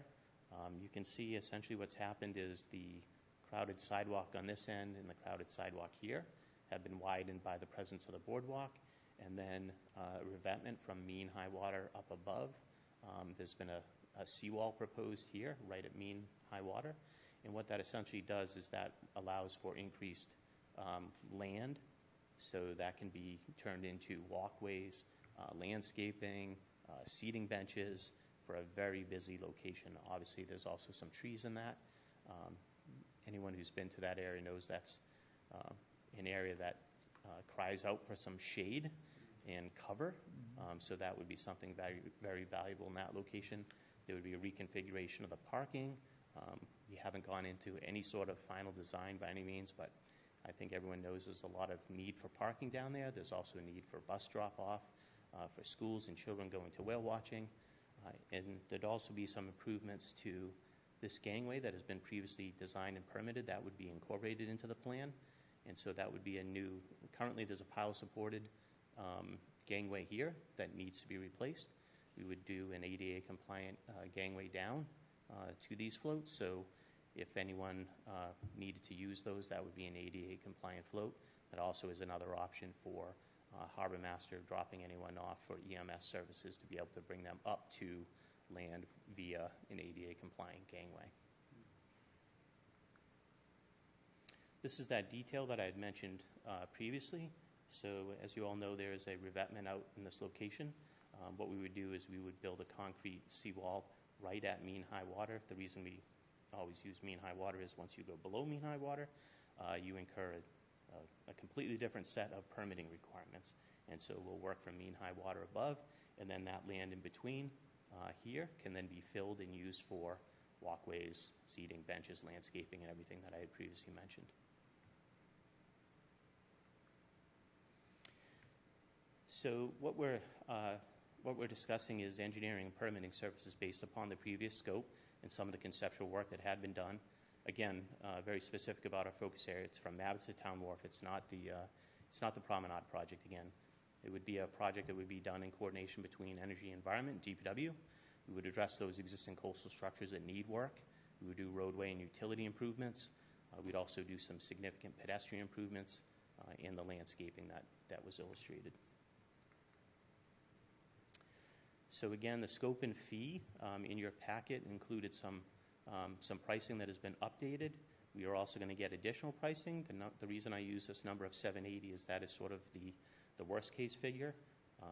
But to break that down a little bit more, and there's even more detail in your packets, the urban design and engineering for the roadways, utilities, and permitting is just under $500,000. The coastal engineering and permitting is about $285,000 for that $780,000 total. I also want to mention that this project builds upon a lot of work that the town has done over the last few years in and around the harbor. So we've done work to improve the sidewalks as part of the bulkhead project. We've also done additional walkways in front of the maritime facility. We're going to be doing some improvements this fall in association with the recent boat ramp project. So we really put a lot of effort into improving the pedestrian walkways around the harbor and especially Town Wharf, which can be an extremely busy location, as you all know. With that, I will open up for any questions. Mr. Golden, any other questions? Thank you, Mr. Chairman. David, thank you for being here. Could you go back a couple of slides to the overhead picture? Keep on going. Yeah, that one. Yep. So the area where right now, near the, not the traffic circle, but the pedestrian circle, underneath that, here? yeah, exactly. Where there's currently, I guess, seaweed growth. It looks a lot nicer in this picture. Are you folks doing anything to encourage it to look like this? So one of the requirements for doing the additional piles along the boardwalk here and here, within this wetland resource area might be some mitigation. Okay. So to your point, if we were to go through the permitting process, there might be requirements to do some enhancements of that area. So there might be additional wetland plantings, might be some wetland mitigation work. So yes, there could potentially be improvements to that area. Excellent. And with an additional foot traffic, I guess, over that area, what's the consideration for trash management in that area? We haven't even done any initial design work on this, so we haven't even thought about locations for either additional trash barrels or things like big belly solar powered or any of that. Okay. But obviously, in a heavily pedestrian area like this, that is something that would need to be incorporated into the plan. Okay. Thank you. Yeah. Hey, David, you mentioned something about the parking. Is that going to increase parking down there or stay the same? So we're not envisioning any thought you loss mentioned of it. parking or an increase. So you can see the parking that's right here essentially stays as is. Okay. But what it does allow is there's a small, currently from the end of the parking to that steel guardrail that's there is about 5 to 7 feet, depending upon where you are, for everyone to walk through. And if you also notice, there's the parking meter stands and other things there. So it becomes very congested. What it does allow for is the parking to remain the same, but for much more room for pedestrians to walk down in this busy area. So I don't see a loss, but nor do I see a gain. Okay, good. And the last thing, and this is probably a sore question, but something I'd love to see happen before I die. Do you think the promenade will ever come back? You think we could ever do that? So I would envision that this project, if it could be funded with the engineering permitting could be done with ARPA. I think that shows the town's commitment to this, and I think there are other pots of money that then the town could secure to build the project out. Because wouldn't it be nice to incorporate? I think that would set a good example for what could be done for the rest. So if we as a community could do this successfully and offset a lot of the costs, then I think we set a nice template for doing perhaps the rest if the community is interested in it. In terms of priorities, I think this is the priority for that area that needs the most work. Right, no, it does. And if we can, set a good start to a future promenade project here, I think we make good headway. Yeah, and I think it will move everybody down and down towards the downtown. I think it'll be a win for the whole district. And to your point, I mean, eventually there'll have to be some seawall work in that area anyway. We got to do it anyway, yeah. Which will open up opportunities for And you know what's going to pedestrian happen when they'll say you should have done it when you did the sewer and, you know what I mean?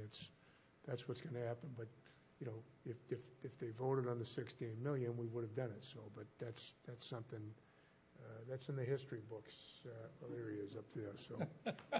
All right. Well, thank you, David. Yeah. You're welcome. Keep up the good work. Thank you. Mr. Canty. So can you go to the dollar figure slide with the 780, David?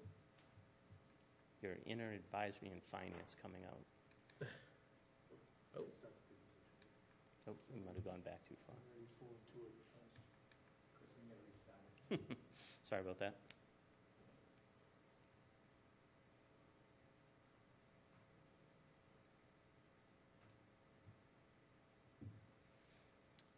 Well, so I remember what it said. It said 780. Oh, there we go.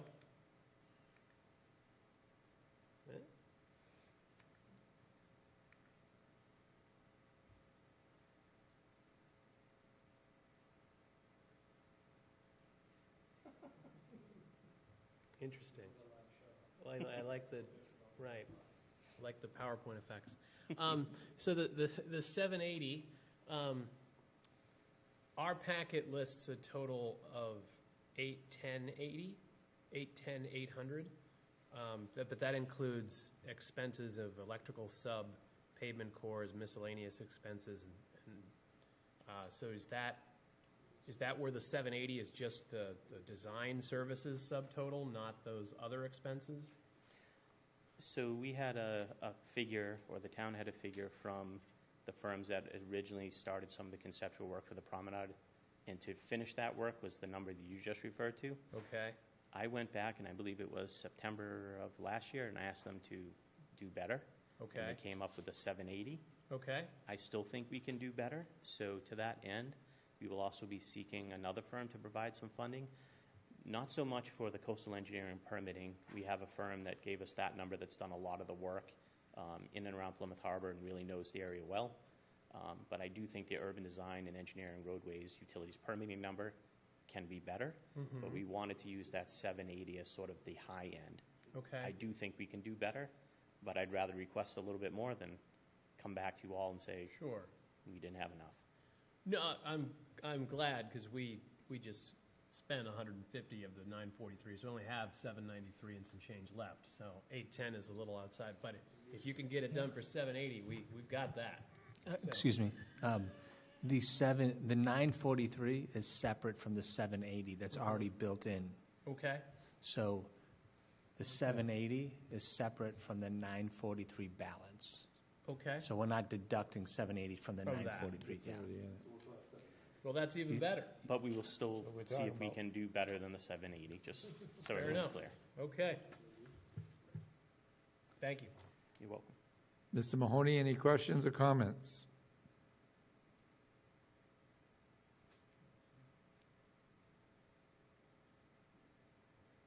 No? Okay. I'm just going to say, great, David. I'm good, Mr. Whoop.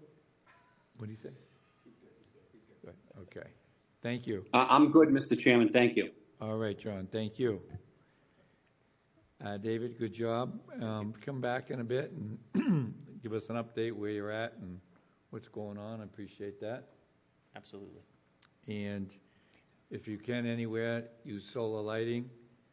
Greatly appreciated. I think we need to keep remembering that. I know Park Plymouth did it in their lots up there. Yes. You know, so, we always talk about being green. Let's, if we can, I'd like to see that.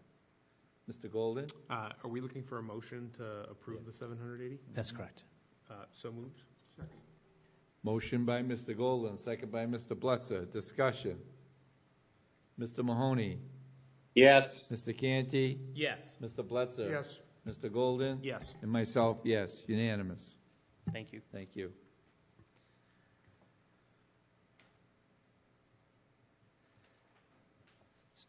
So just to be clear, just so we're all on the same page, based upon that vote and the previous vote, we have $793 remaining in the ARPA budget. So 93,000. 793,000. What did I say? 793? Yes.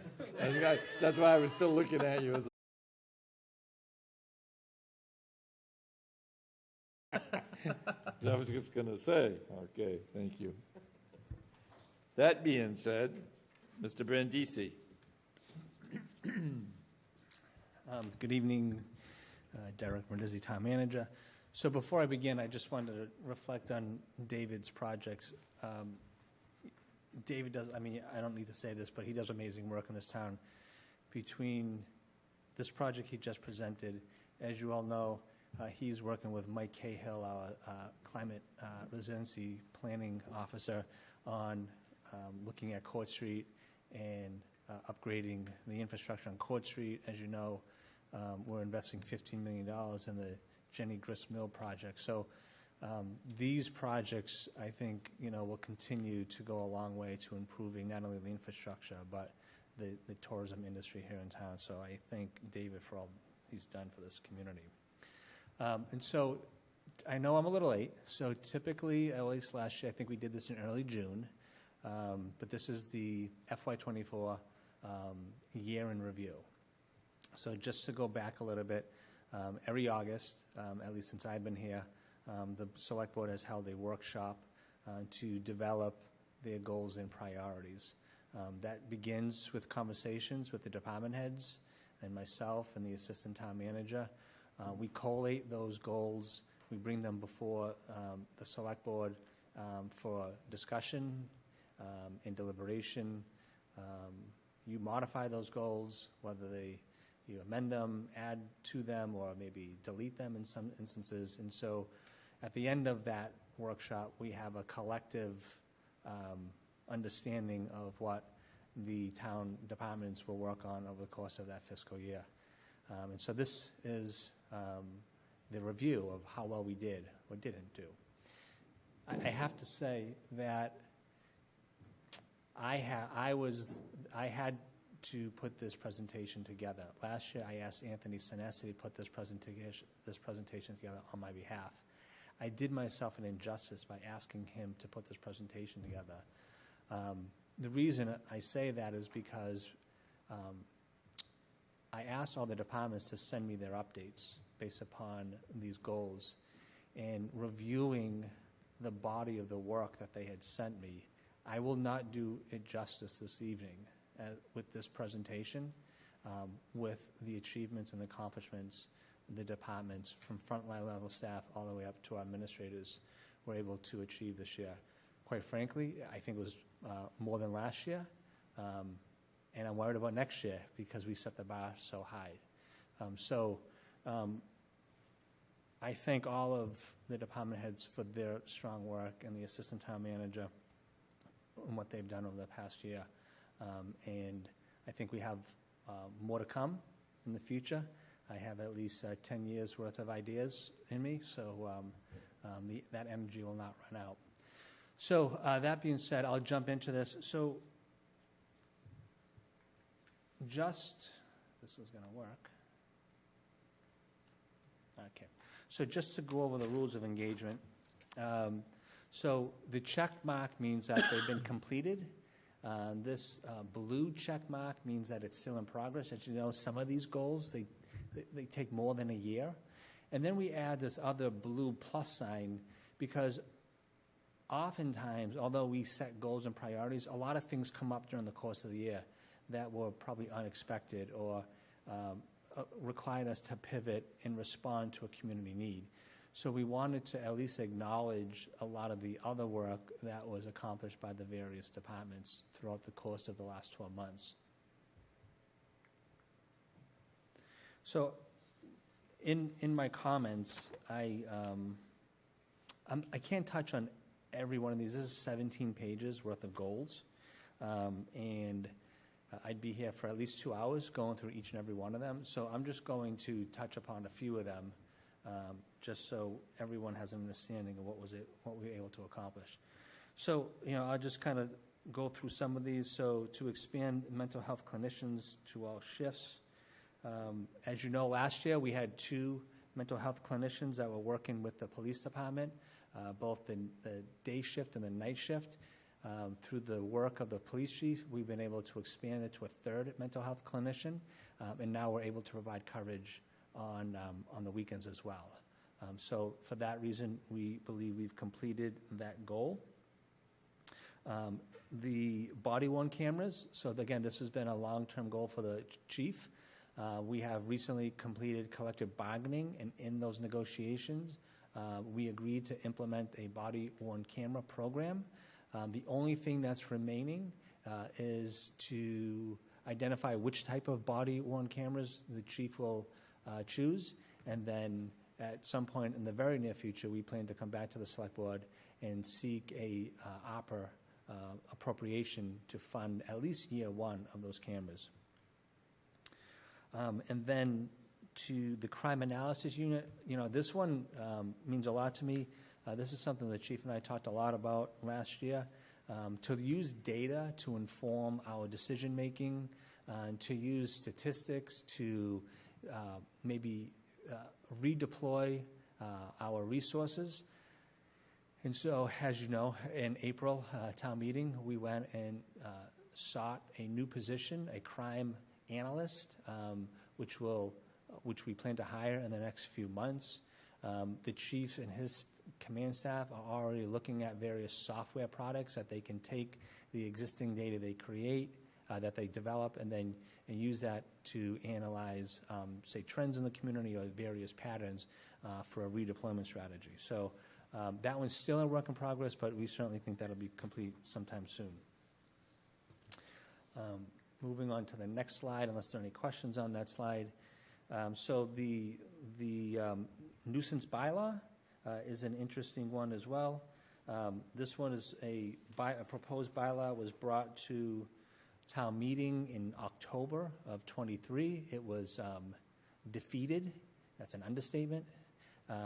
And according to Selectman Canty's legislative agenda, it's going to be revived. I know Selectman Canty has been working directly with town council and inspectional services to look at some of the issues that caused its defeat and hopefully bring that back in the fall of '24. Additionally, I'd like to mention the ARISE program. So we mentioned a little bit about this the past month. So we created this new Health and Human Services Department, which I'm really proud of. Part of that new department, they were challenged early on to distribute the pharmaceutical dollars that we have received. We will receive approximately $2.5 million over 15 years. The first tranche of money came in this past year, about $250,000. This program was developed by Health and Human Services called ARISE, and because of that, the department distributed 5 $50,000 grants to 5 local organizations that will be able to use that money to help mitigate fatal and non-fatal overdoses here in our community. And then I want to mention on this, although it wasn't a goal of last year because it was already in place, we just completed the 911 transition to the county sheriff's department. We hit its 1-year anniversary, and because of that, the chief has told me that this hard work of all the departments involved have drastically improved our methodologies for call processing times in the 911 dispatch center to address the long call processing times in the past. We have closed the gap to meet the national standard, and more importantly, we are getting to the people who need us faster and more efficiently. So, again, a lot of thanks to both chiefs for being able to push this initiative forward, and we know that because of this, we are saving lives. And then the last one on this slide I'll bring up is the Seaside Trail. So this has been recently completed, again, under David Gould's direction. It's been the once area where there was gravel is now asphalted. It's ADA compliant. If you've walked it, and I walked it recently myself, there are sitting benches. There are water stations for both individuals and their animals. And this has become probably one of the most popular trails we have here in town.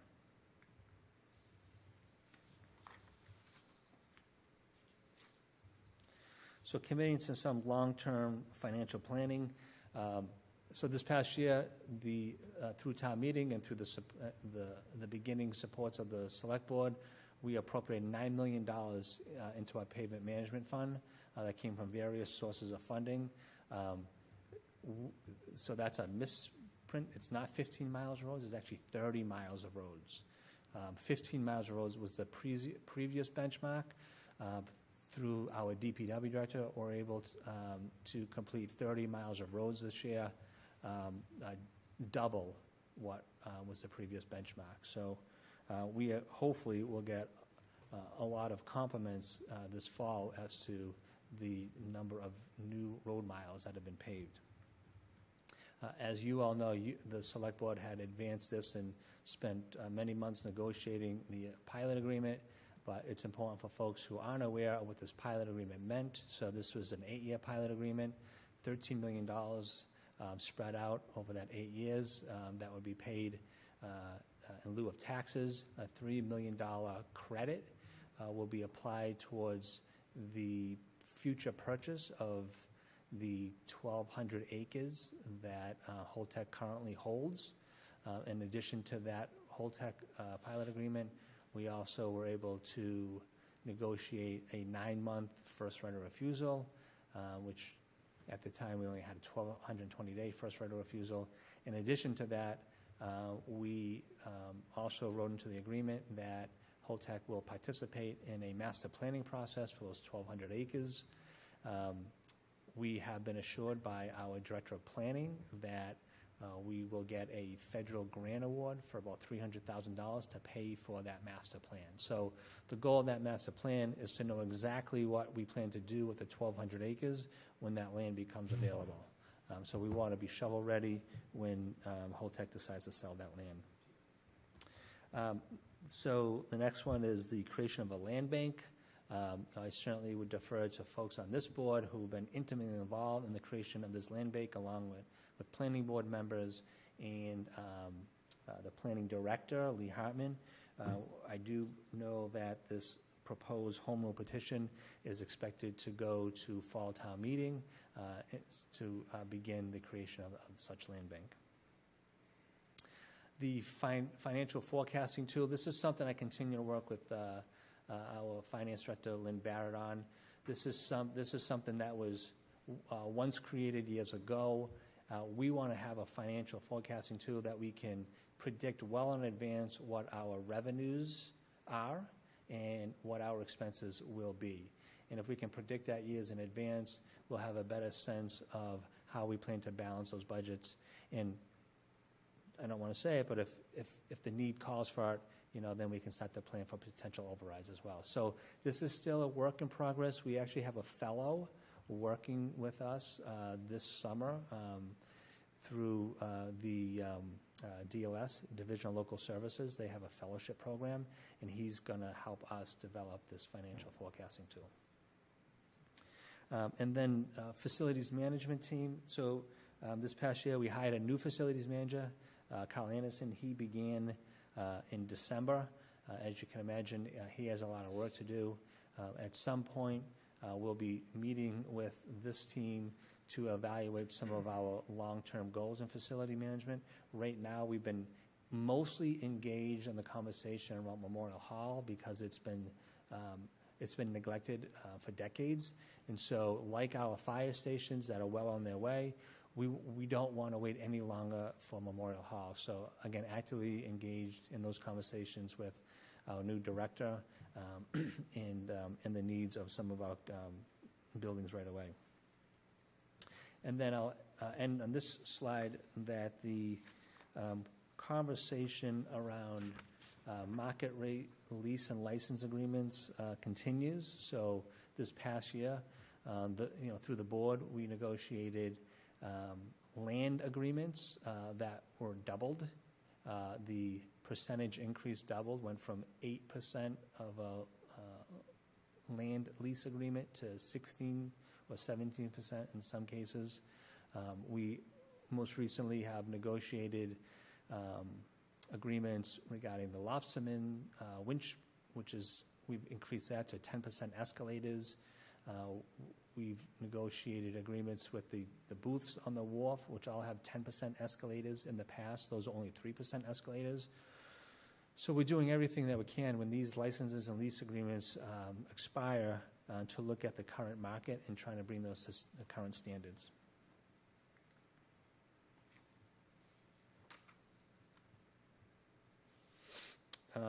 So as far as some of the things we've done to communicate and engage with the public,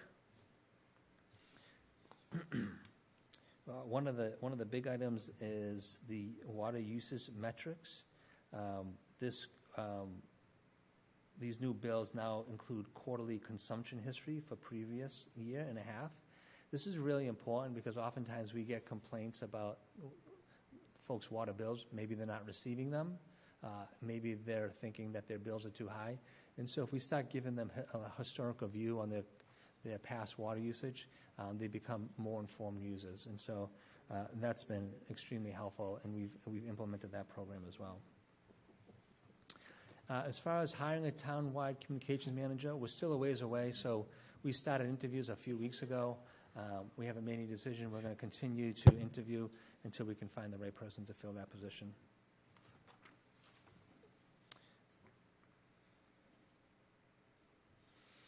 So I'll just touch a little bit on the e-permitting system and the business improvement. So As you know, we have this new OpenGov system started about a year and a half ago. It allows for e-permitting for all of our building permits, now our fire permits. We have recently brought online the outdoor dining permits. Licensing is coming next, and the health permits are also coming next. So that will be, we expect that to be completely built up by the end of this year. At some point, we'd like to get engineering on board as well. Both myself, Lee Hartman, Director of Planning, and Chairman Quinto both serve on the Economic Development Foundation, and I've been working very closely with their director and their chairman, Mr. Hallisey, on thinking about different ways of trying to bring business development here in town. We recently had a meeting this morning to discuss some possible opportunities that are coming before us, looking at other ways to promote the aesthetics downtown, like, for example, a facade improvement program. Continue to work on the project in South Plymouth to sell that property and bring $2 million back to the town coffers for infrastructure improvement. And then last year, the town was highlighted in a magazine called Invest, which went nationwide, and it really highlighted all the business opportunities we have in town. And so we continue to look at ways to promote businesses, again, as you know, and work with local developers as well. And then as far as the housing production plan goes, so the planning department, they have updated most recently this past spring the housing production plan. It has 5 various goals that we hope to move forward over the next 5 years. I'll read some of those to you. To utilize established programs that support local housing initiatives, to create deed-restricted affordable housing units through adaptive reuse of existing buildings and town-owned properties, to promote diversity of housing options in Plymouth, to meet the needs of a changing, aging population, promote more socio-economic diversity, and last, prioritize affordable housing for infill development on abandoned and vacant properties. So, you know, we hope to use the housing production plan, work with CPC, and leverage those dollars in conjunction with this plan.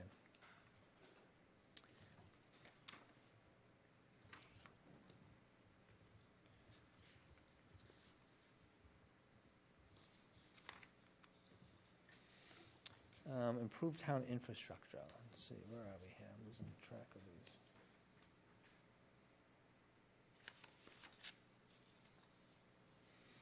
So we achieved the green community designation this past year. So that was something, honestly, I was surprised the town took so long to achieve this green community designation, but finally we're here, and now we have access to those various MVP grants. The Route 80 cemetery land is under design. So this is something that is extremely important to, I know, many of the board members.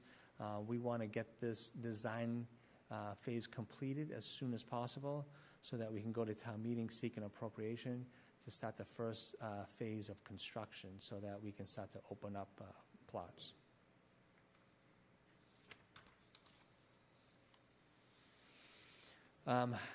Not much to say about the Water Street Interceptor project other than that it's been completed. We're still working with Northern Contracting to make sure that that project has been completed to our expectations, but we're happy to say that this project has been come to fruition when folks didn't think that we would a year ago. As far as new water source locations and water main upgrades, so we have a massive project, as you know, that's happening right now down in Manaman to improve the water mains in that area. That's going to continue for the next year and a half to 2 years, that project. In addition to that, as I mentioned earlier when we talked about ARPA, there are a number of potential new water source locations. One we are currently exploring is in West Plymouth. And we have at least 3 locations, one I would say in Manaman and 2 others in South Plymouth that we want to do some exploration as well. The goal here is to be able to identify our water sources for the next 50 years so that we're not scrambling when we run into these water deficits that we experienced 2 years ago. So as far as the environment goes, a couple of things I want to bring up because I think they're really important. So the first climate action plan, as you all know, was presented by Mike Cahill back in May, and that's been adopted. And so that's going to be our roadmap for our climate resiliency and sustainability over the next 10 years. But in addition to that, we are continuing to make progress in a lot of other different areas. So as far as EV chargers, just this past year alone, 2 have been installed at Stevens Field, a dual port at Jenny Gristmill, at the Waterford parking lot, 1 has been installed. The Plymouth Library parking lot, they will install a 3 dual port. And then Veterans Memorial Park will get 1 as well. In the Cornish parking lot over here, last year we installed an additional 2 more. And then last year we purchased 6 EV vehicles to go along with our fleet as well. So again, doing what we can to go electric both in our fleet and to support the infrastructure needs of our tourists.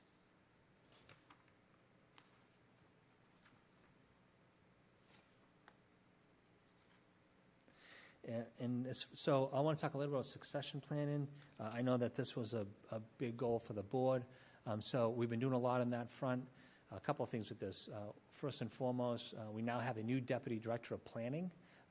That position was newly created this past year. Lauren Lynn came on board a couple of months ago and has jumped right in and is doing extremely well, and we're excited to have her on board. We know that Mr. Hartman's not going to be around forever, and at some point he's going to want to retire, and we have our Deputy Director who will be able to slide nicely into that position. In addition to succession planning, this past year we have a new position that was created over at the police department, a deputy police chief has been created over at the police department. So we'll have chief, deputy chief, and 2 captains. That will be the command staff over at the police department moving forward. We will be going through the civil service process over the course of the summer to identify who the deputy chief will be. In addition to that, as you all know, we no longer outsource our counsel. We have in-house counsel. Attorney Kate McKay will now be working as of July 1st on the 4th floor as a town official. So that has already been extremely successful in some of our planning needs regarding the legal aspect of our work. So we'll continue to make improvements in those areas where we feel it's appropriate, but we want to ensure that we have the next generation of town employees to succeed us when we're all gone. And then I want to mention this again. I want to foot stomp the Health and Medical Safety Net Program for town retirees. Again, this was a program, it wasn't technically a goal, it came out of a need that was brought forward by our retirees over multiple conversations. This program has been launched. We're already, through the Human Resources Department, they're already seeking donations from all of our active employees. This will be set up in a special account that those dollars will be used to support retirees' health and medical needs in any time of need. So again, not something that we made as a goal, but I thought it was important to talk about this evening.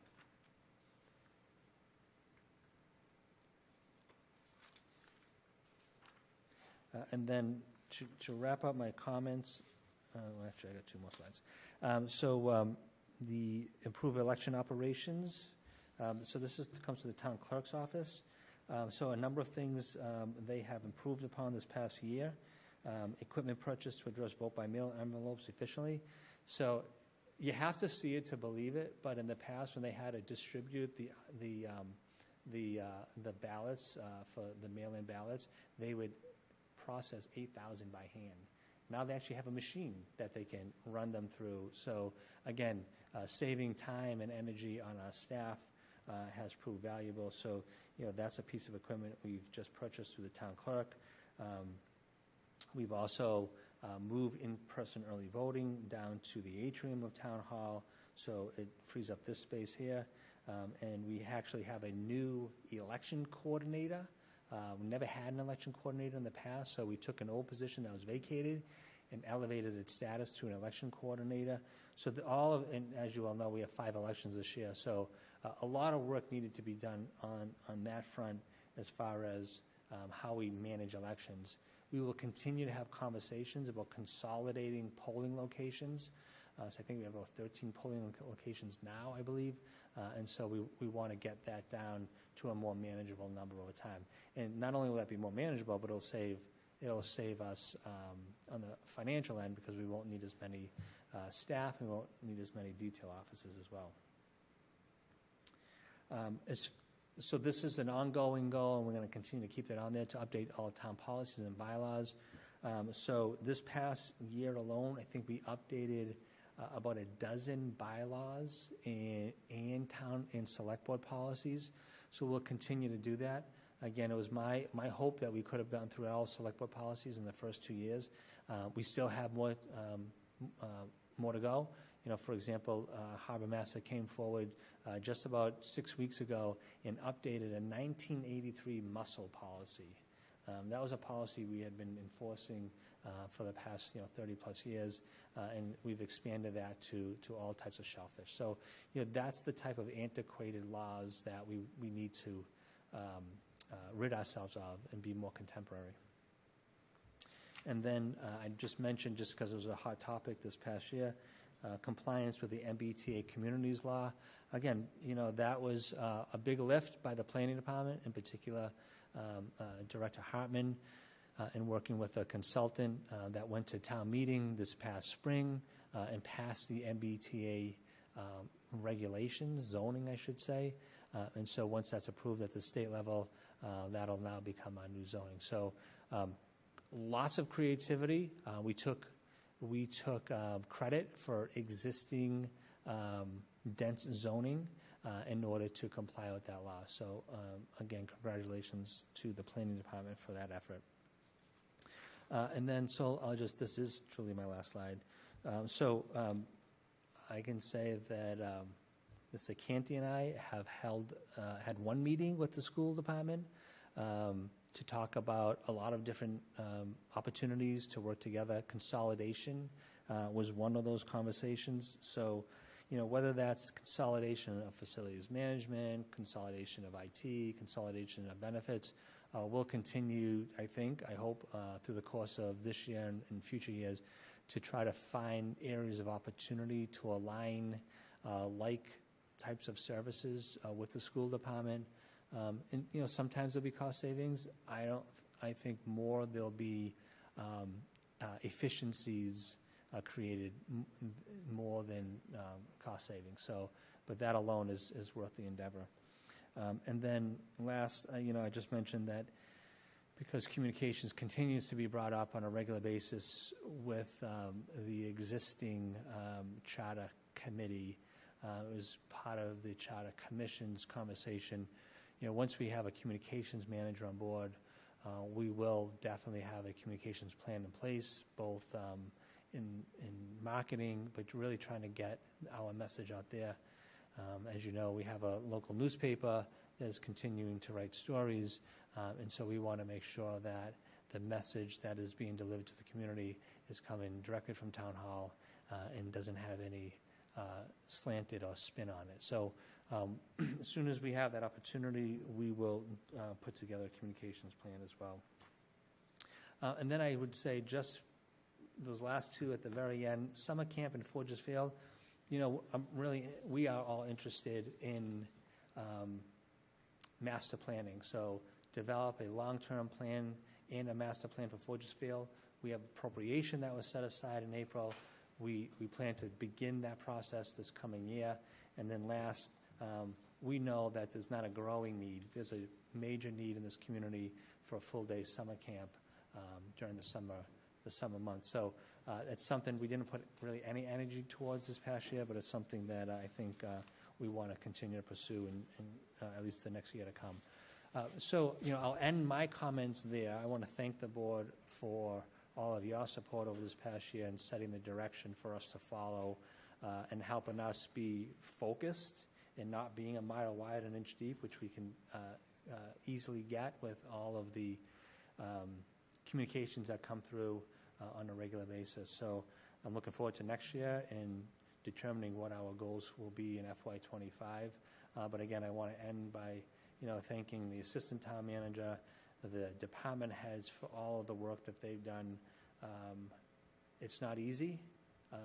Nobody ever said it would be easy, but I think it's what the community expects of us.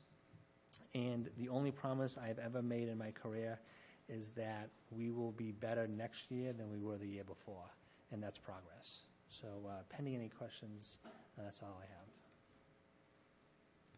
Any questions for the town manager? David? Thank you, Mr. Chairman. I don't have any questions, Derek. I just want to say thank you to you as well for your leadership of the town staff. This is a very high-level view of the work that you folks have done, and you've accomplished quite a lot, as folks can see. But that says what's not included here is the thousands upon thousands of interactions that you and your team have every day with residents, with businesses, with other interested parties who are invested in this community. It doesn't say anything about the thousands of cases that our police and fire department handle. It doesn't say anything about all the graffiti that's cleaned up in this community, the parks that are maintained, the programs that are planned. So although this speaks volumes about you and your team, I want folks at home to know that there's so much more that goes into operating this community. So thank you to you, all of you, and to you specifically for your leadership.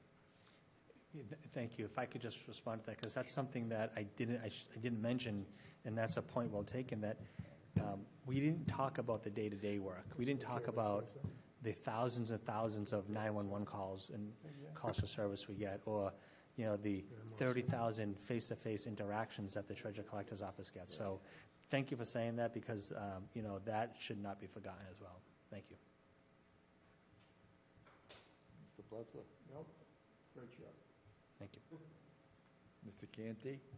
So, piggybacking somewhat on what Mr. Golden said, I think not only the people on the fourth floor in your office and yourself, Derek, but every department division head, wherever they work in town, as well as all of the other employees. I mean, we set the goals. We set a lot of goals for fiscal year '24.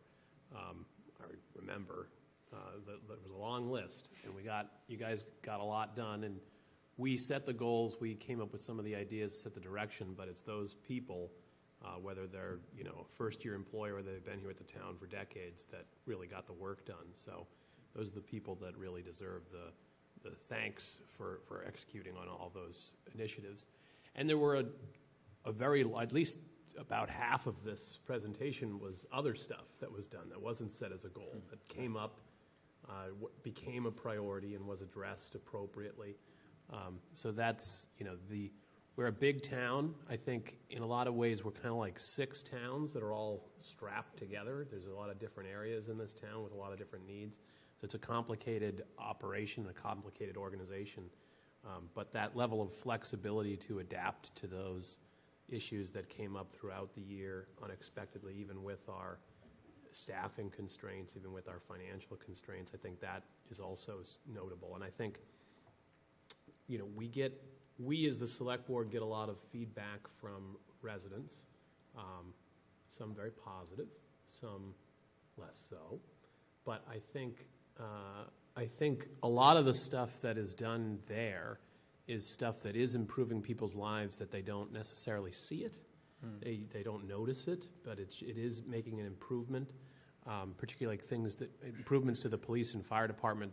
You don't know that those improvements are happening until they have an impact on your life, and they have a tremendous impact. So I think in a lot of ways although it's kind of unfortunate that it isn't recognized, I think those sort of unnoticed improvements are indicative of a good, high-functioning government, and I think that should be commended. So thank you to yourself, to every other department division head, and every town and school employee that got so much done over the last year, and we look forward to setting new goals and measuring them next year. Thank you. Thank you. Mr. Mahoney, anything? I'm good for now, Mr. Chairman. Just excellent job done by all. Thanks, John. If any board members have any other updates or anything to add to the, go ahead, Mr. Janelle. Mr. Chair, thank you. I typically don't get this chance to say much during these meetings. I mean, since my main role is to assist the town manager in implementing his directives. But coming from that point of view, I'd like to take the opportunity to thank the town manager for his leadership and support of myself and the department heads. One of the main reasons why our departments are able to successfully achieve these goals that you saw here tonight is because of the town manager's ability to trust the knowledge and experience of our department heads and his support of their proposals to achieve these goals. So on behalf of your management team, thank you for the trust you place in us every day. We really appreciate it. Okay, thank you. I'll echo up what Mr. Golden said earlier in time, but any of the members that have anything they want to add to the goals coming up, please present them in by till the end of July. David, you're new to the board, so you write down whatever you like, and then we can all take a peek at that when we maybe visit this again, rate it. But while we're here, and I was going to bring it up under new business, but it seems very appropriate, and I don't want to be Dickie the Downer, but I get a couple phone calls, and Chris was involved in one of them. He got a text from people that are calling and not getting an answer or a response. And it's not just this one person. It happens a lot. It happens too much. So I don't know what the answer is, but when people call this building naturally, and I know you all feel the same,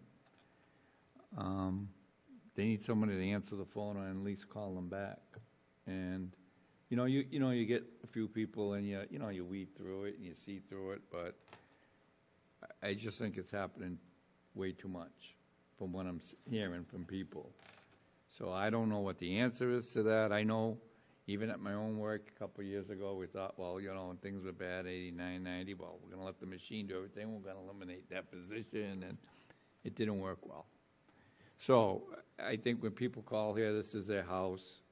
They want someone to answer the phones. And a lot of it, it's angry sometimes. They get a bill or they get a ticket that has nothing to do with us, but with their government. So I don't know what the answer to that is, but I would really like to push that on the list as to, I don't know if the answer is, I started ranting and raving when I get mad at work because people are calling me saying, it's like, well, shut the machines off during the day when they're here. That's one way they're going to answer the phone.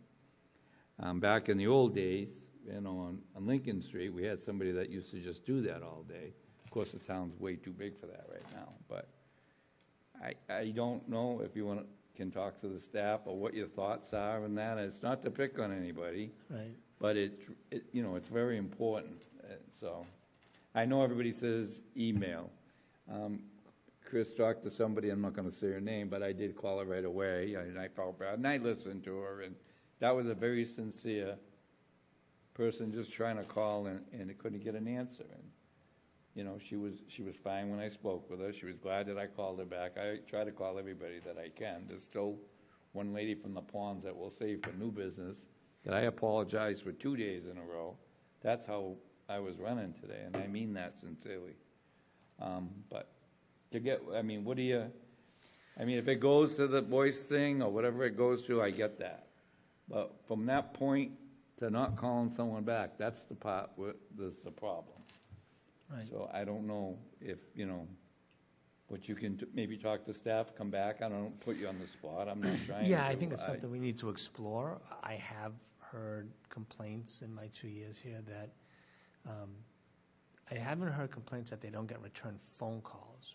The complaints I get is that it takes a day or two to get a return phone call, and that their messages are going to voicemail. And I talk to those divisions specifically, and some would say just the volume is not there, and so it's difficult to work with people in the window and answer the phone, so they just let it go to voicemail. So, but I do agree. I think it's a problem. We cannot deny that it's not a problem.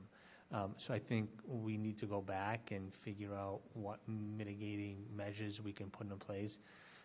Probably not capture every one of those calls, but if we could capture most of them, I think that's a step in the right direction. Okay, and I just bring it up at this point because we just had a nice presentation. You've accomplished a lot with staff, and I think you can accomplish, what we need to see where the problem is. You do, and straighten it out, or if you need something else, you need to come back to us and ask. I mean, I don't know what the answer is, else I would gladly share it with you all, but we want to keep the citizens happy as we can. We know we can't please them all. Right. Yeah, we agree. Okay. So, all right, good job. Public comment. Please identify yourself for the record and make sure the green light's on. Thank you. Anyone online, Chris? Steve Lyden, Precinct 17. We just passed a fantastic 4th of July parade. We have the Thanksgiving parade come up. I know the town has a stipend for the 4th of July and also the Thanksgiving parade, but that amount hasn't been increased in a long time. And I see all the expenses that come in from the Thanksgiving parade. The prices have gone up extensively, and they're just ridiculous. So I'm just requesting that maybe you guys could think about upping the stipend that you give to the 4th of July and also the Thanksgiving parade.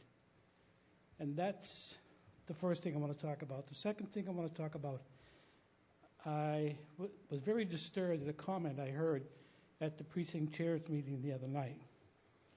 They were discussing an issue, and they couldn't come to an agreement, and one of the members recommended that it goes to town council for a, for a decision.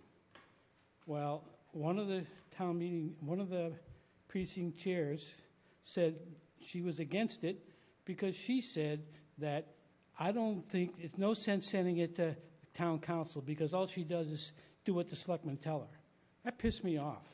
I'm sorry, but I've served on a lot of committees. I've sailed with selectmen and division heads. I've dealt with these two guys, and I'll tell you, they are the most professional people I've ever dealt with. And the capital outlay, all the division heads come in.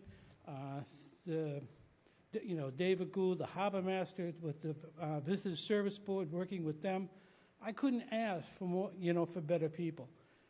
This person, I don't think she has a legal degree, and I don't know who the hell she thinks she is, but I think it really, really bothered me that she would say something like that, and that she wasn't reprimanded at the precinct chairs meeting.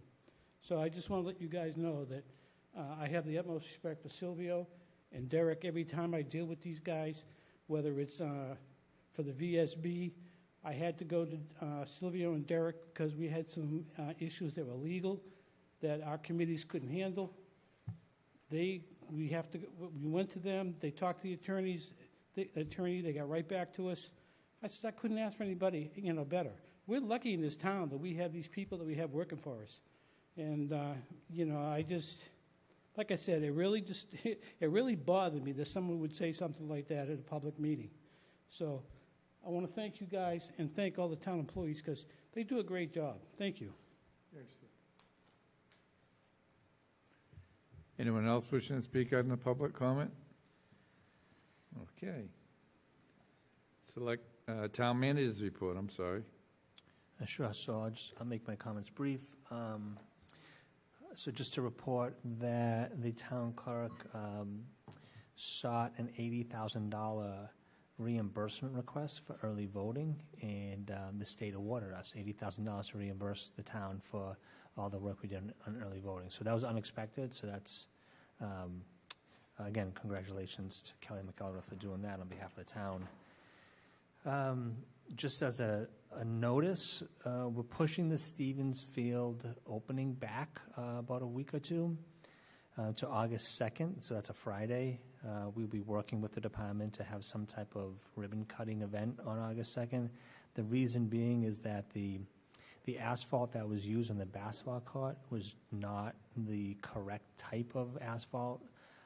And so, as Mr. Gould always does, he doesn't expect anything but what was in the specification, so he made them rip it out and pour new asphalt. So because of that, we're going to delay our Stevens Hill opening to August 2nd. Just as an announcement, the summer reading program exceeded over 1,200 participants. This is the highest number of participants in the summer reading program that we have on record. So congratulations to Kelsey Casey and her team. The piping plovers at Whitehorse Beach we're close to reopening the northern part of Whitehorse Beach, north of the brook. As you all know, there were 4 chicks. 3 of the 4 are now flying. When the 4th one actually flies or fledges, that's when we can lift the restriction. So we're thinking probably by the end of the week that 4th bird will be flying, and then we can release the restrictions at Whitehorse Beach, put the barrels back on the beach, allow for UTVs to be used on the beach. But we'll keep the community posted on that one. One thing I wanted to mention, and it's been mentioned already a couple of times about the 4th of July events. It was extremely safe. The fire department, the police department, along with Brewster Ambulance, did an amazing job managing the masses.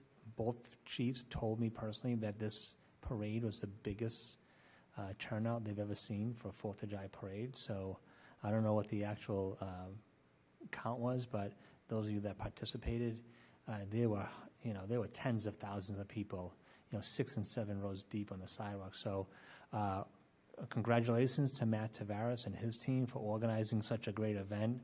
But congratulations to our fire, police, and EMS personnel for managing this event. And I want to thank the DPW and their team for cleaning up and getting things ready for the event. So, when we talk about, this community, it definitely comes together in not just the tough times, but even the good times too. So congratulations to all of them. We had 105 police officers working on the 3rd down in Taylor Ave. 105 officers. And so both the 3rd and the 4th, not one arrest was made. So that's 0 arrests, both the 3rd and the 4th. So, again, congratulations for a well-organized and tame event. But the highlight of the 4th of July was when a police officer came upon a choking baby that couldn't breathe. The mother was panicked. The police officer, the first one arrived on the scene, took the baby who had something caught in his throat and was able to dislodge whatever this was and save the baby's life. Once EMS got on scene, they took the baby to the hospital for further evaluation. So again, that's why we have, and I think, to some points made today, why we want to make sure that our first responders are well taken care of, because they are there in the most challenging times. So congratulations to that police officer for a job well done. And so I guess, I'd end by saying that, the folks that were raised in this community, and I'm looking at some of them, I don't think you realize how great of a community Plymouth is. If I could turn back time, I wish I could have raised my children in the town of Plymouth. And so, and it's not because it's a coastal community, but it's because of the people that are here and the things that happen on a regular basis, both in events and just folks getting together. So I'm happy that I'm here.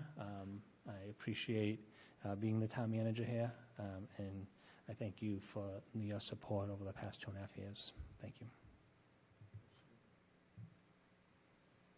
Mr. Blitzer? Very well said, Derek. And once again, public safety, kept us safe, did a great job. 0 arrests on White Horse Beach. That's because they know what they're doing. There could have been probably plenty of arrests, but they handled it. They escalated the situations, and that's what they're taught. That's what their training does, okay? And luckily now what's happening, it's become a family atmosphere down there. It's because of all the years of the hard work of them working with the community, you know, the neighbors and all the people down there. They know what they're getting, and they knew they couldn't have bonfires. They knew that wasn't allowed, but I think they were pretty well behaved, and that's a testament to public safety once again. So I appreciate, and also I want to reiterate on public comment. I heard something about a town meeting member that making a comment like that, and that it was a woman, I think, but she's part of one of the things you've had to deal with for 2 years. Because it was controversial, we brought you in, the former town manager, you know, she left on her own, but, you know, people speculated that she wasn't treated fairly and everything else, and that's all old news. But there's people still today that have tried to work against you, as well as the select board, okay? Most of the select board. Not all, but most. And that's what you deal with, and it's, you know, so I commend you, everything that you've had to work through, all the new department heads you've had to hire, you know, and still I think we've improved so much. I'm proud to live here. I did raise my kids here, and I'm so glad. And I'm going to tell you what, getting back to the public safety, they're working with, they probably have 10 or 12 officers less than what they're supposed to have. They have probably, I don't know how many firemen less than what they're supposed to. DPW also works with a lot less than they worked with 15 years ago. Our public safety, folks, all you had to do was take a walk down there the 4th of July after the parade, okay? Town was spotless. I mean, 5th of July, excuse me, Friday. Yeah, it was spotless. The town was spotless. And most of the employees had the day off. But they had a crew ready to go and came in and cleaned. And all you have to do, you want to see it, get down there at 5 o'clock in the morning, 6 in the morning, and see what they do. It was amazing. So we are lucky. This town is very strong financially, as well as the character of the people here. There's great people here. Whenever there's, and we've had several bad situations. Families need help. And guess what? We step up. And I say we, the community steps up and helps these people, okay? So anybody that is hearing this tonight, I'm not sure how many people are out there, but be proud to live in Plymouth and stop complaining and appreciate what we have, okay?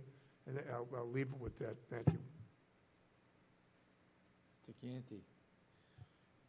I would just like to reiterate, I mean, obviously, everything that happened on the 4th with the no arrests is impressive. Saving the baby, obviously, very, very meaningful and impressive.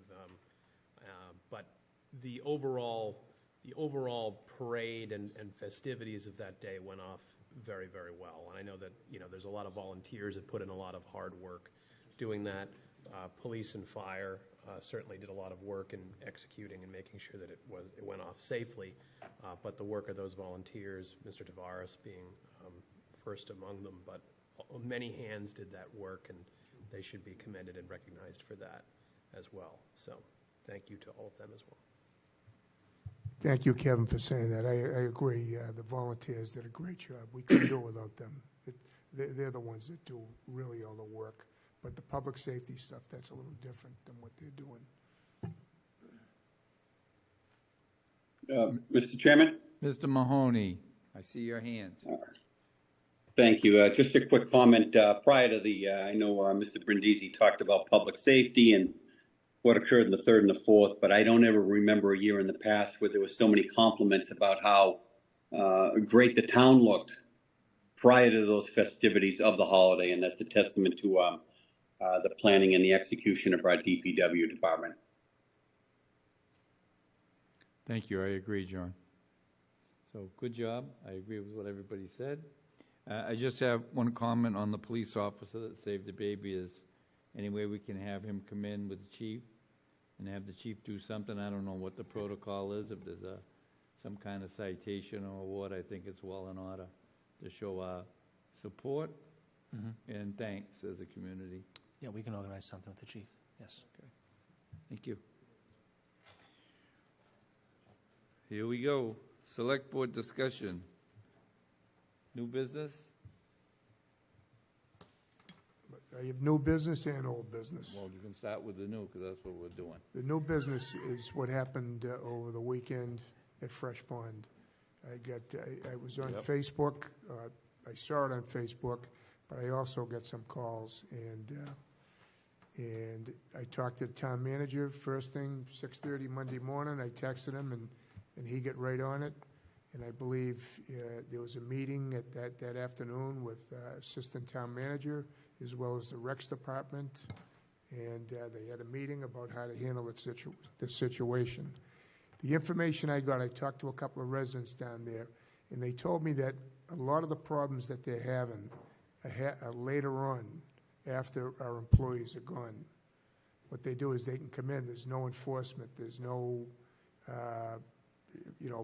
parking stipulations, anybody can pull in their park. Same with before 9 o'clock. They're coming in early, and that's one of the complaints. So I don't know if at 9 o'clock when they come on, all the cars that don't belong there, they move them out. Whatever your plan is, but I'll listen to what, I'm sure you're putting something together. But that's what a couple of residents told me. The noise, it is like a DJ, but there's 5 different ones, so there's all different types of musics going. And it's pretty disruptive, for the neighbors. The trash, I know we could do a good job, because I went down there a couple of times. We were down there a couple of years ago and toured it. I went down there with the chief, and we went down there and we looked around, and the place looked clean when we went down there. So it's only certain days that they have these issues, but I think the rec department needs to work close with the PD. If they see situations, this is just my opinion, they should report it. And I'm going to tell you, although tonight I didn't hear a lot of support for enforcement here tonight, but I'm going to tell you that I have a lot of respect for enforcement. If we have rules, we have to enforce the rules, okay? Because if not, things get out of control. And that's what happened. Because they weren't enforced, things get out of control. And that's the same thing that's going to happen, and not to go back in the downtown, the outdoor dining. If we don't enforce and hold everybody accountable, it's going to get out of control. So with that being said, I can't wait to hear what you guys have to say about that. Sure. The other news was we had a meeting, Derek and David Gould attended, and John Mahoney. John was there too, and it was for the full sale to talk to the association. We were invited by the White Horse Beach Association. This was not an open meeting to the public. I want to be very clear about that, because I got questioned by certain Precinct 6 members, and I explained to them that we were invited. We were invited by this association to speak about what we knew about the acquisition and what we're planning to do. So that's what we spoke about. It was a very good meeting. We heard all their concerns, and the concerns they have can be easily remedied. There's really no kids hanging out. Well, they can hang out there now, call the police, things like that. There's nothing serious, that they had no serious issues with that acquisition. And we told them, and we'll announce it as soon as we can, that we will have a town hall meeting, open meeting to all the residents, probably in September, because before we have to present this to town meeting, we'll have that meeting. And Derek is going to let them know. We'll let the association president know. We'll let Precinct 6 and 7 know, but it'll also be on the website. And I told all these residents it'll be on the website. So we're completely transparent with this project, as everybody knows. And Derek, if you want to speak to it, about how we just got the P&S and we haven't been able to talk about anything because we didn't have the property, so we couldn't speak about it. So I thought it went very well. I hope John echoes that. But with that said, I'll shut up and let one of you guys talk about what you observed.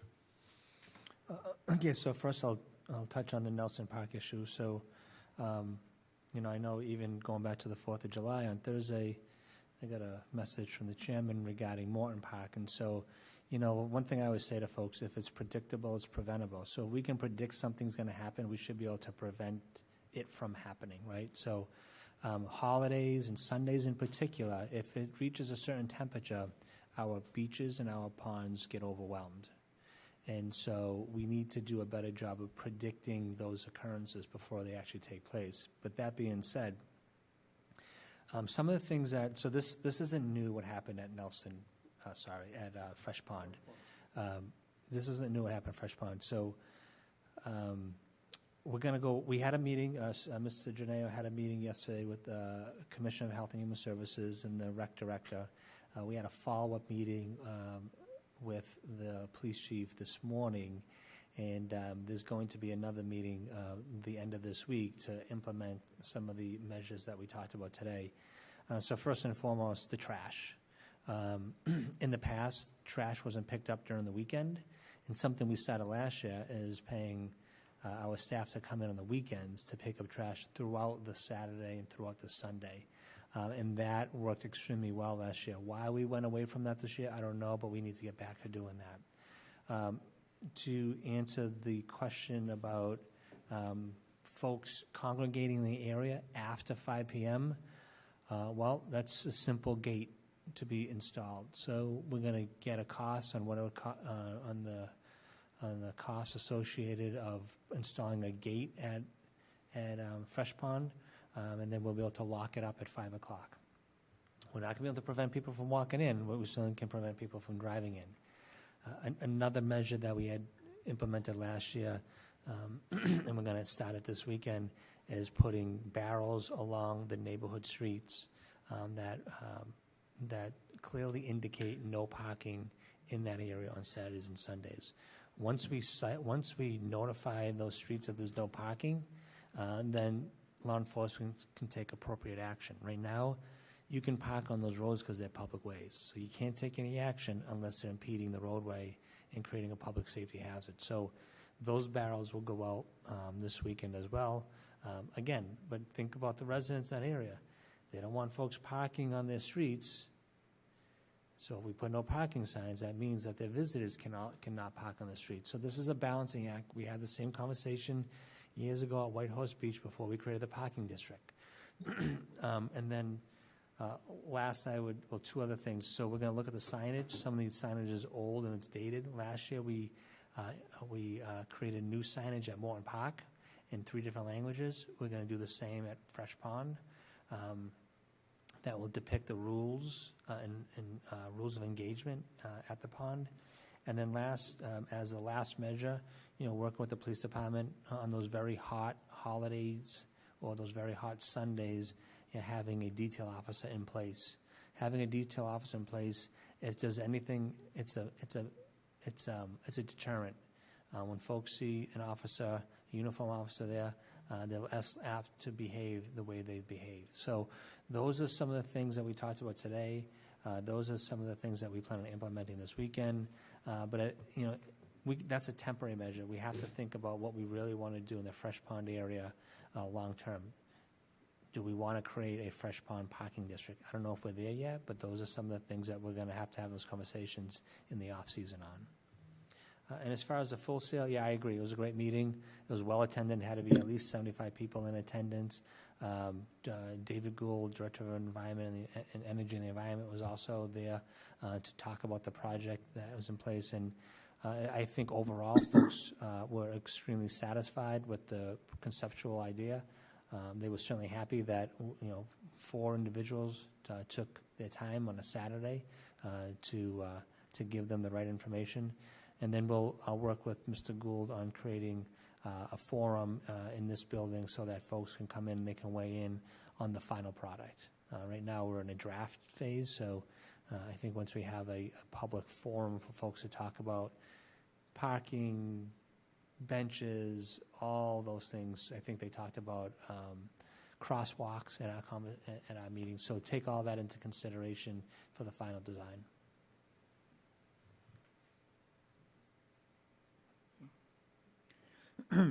Yeah, I got a lot of calls on the 4th also. Fresh Pond, Mortonbach. I think the answer is going to be details. We had an issue down at Sandy's too, and I'm sure it was just an employee, a young kid, working that didn't really know the rules of who can go out and who can come in. And I saw it on Facebook, and then I read the comments, and I said, you know what, if they're going to be a warrior like that and don't do it the proper way, then I'm not going to go out of my way to help them. But I think that was just a case where if there was even a detail there, and it has to be paid for, and it's going to cost money. So your stickers are going to go up, and that's how to have the enforcement, and that's how you're going to.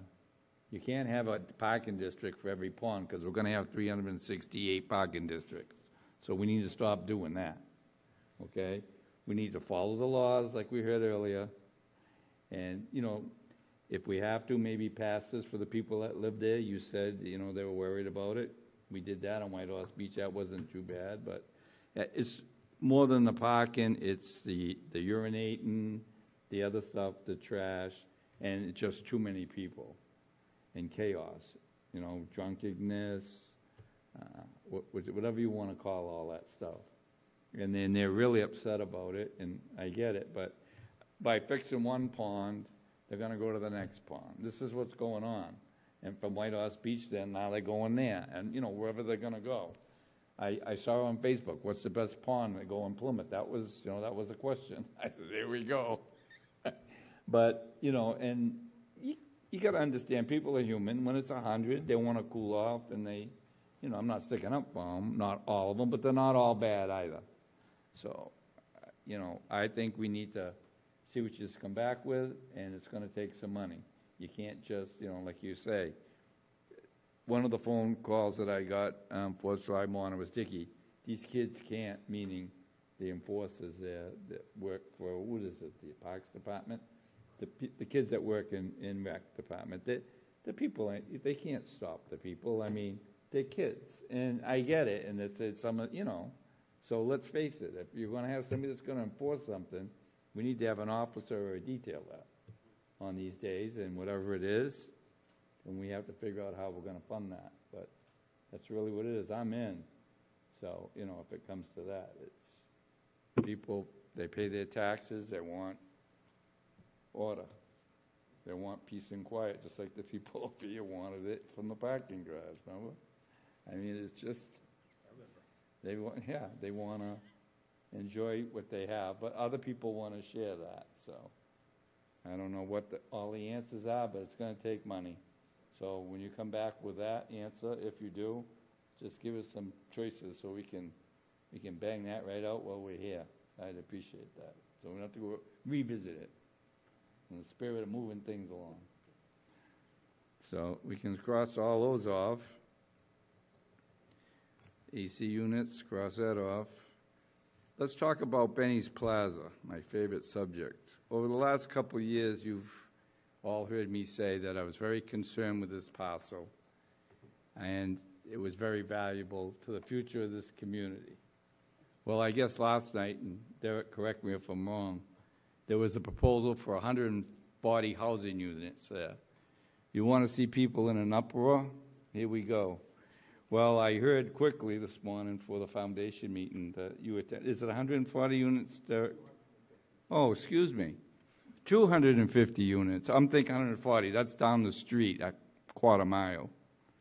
So just between the Knife property, or whatever you might want to call it, and this property, within, say, a mile of it, mile and a half, not bad, 400 units. That ought to help traffic in North Plymouth. I mean, this is exactly what I was saying for the last year and a half that concerned me, not only because of the housing, let's be serious about it, but that's right on the waterfront. That is so valuable to the rail trail, future parking, And I learned in negotiations today, in between the caucuses, pays to go to those. That was one of the sites for the new elementary school.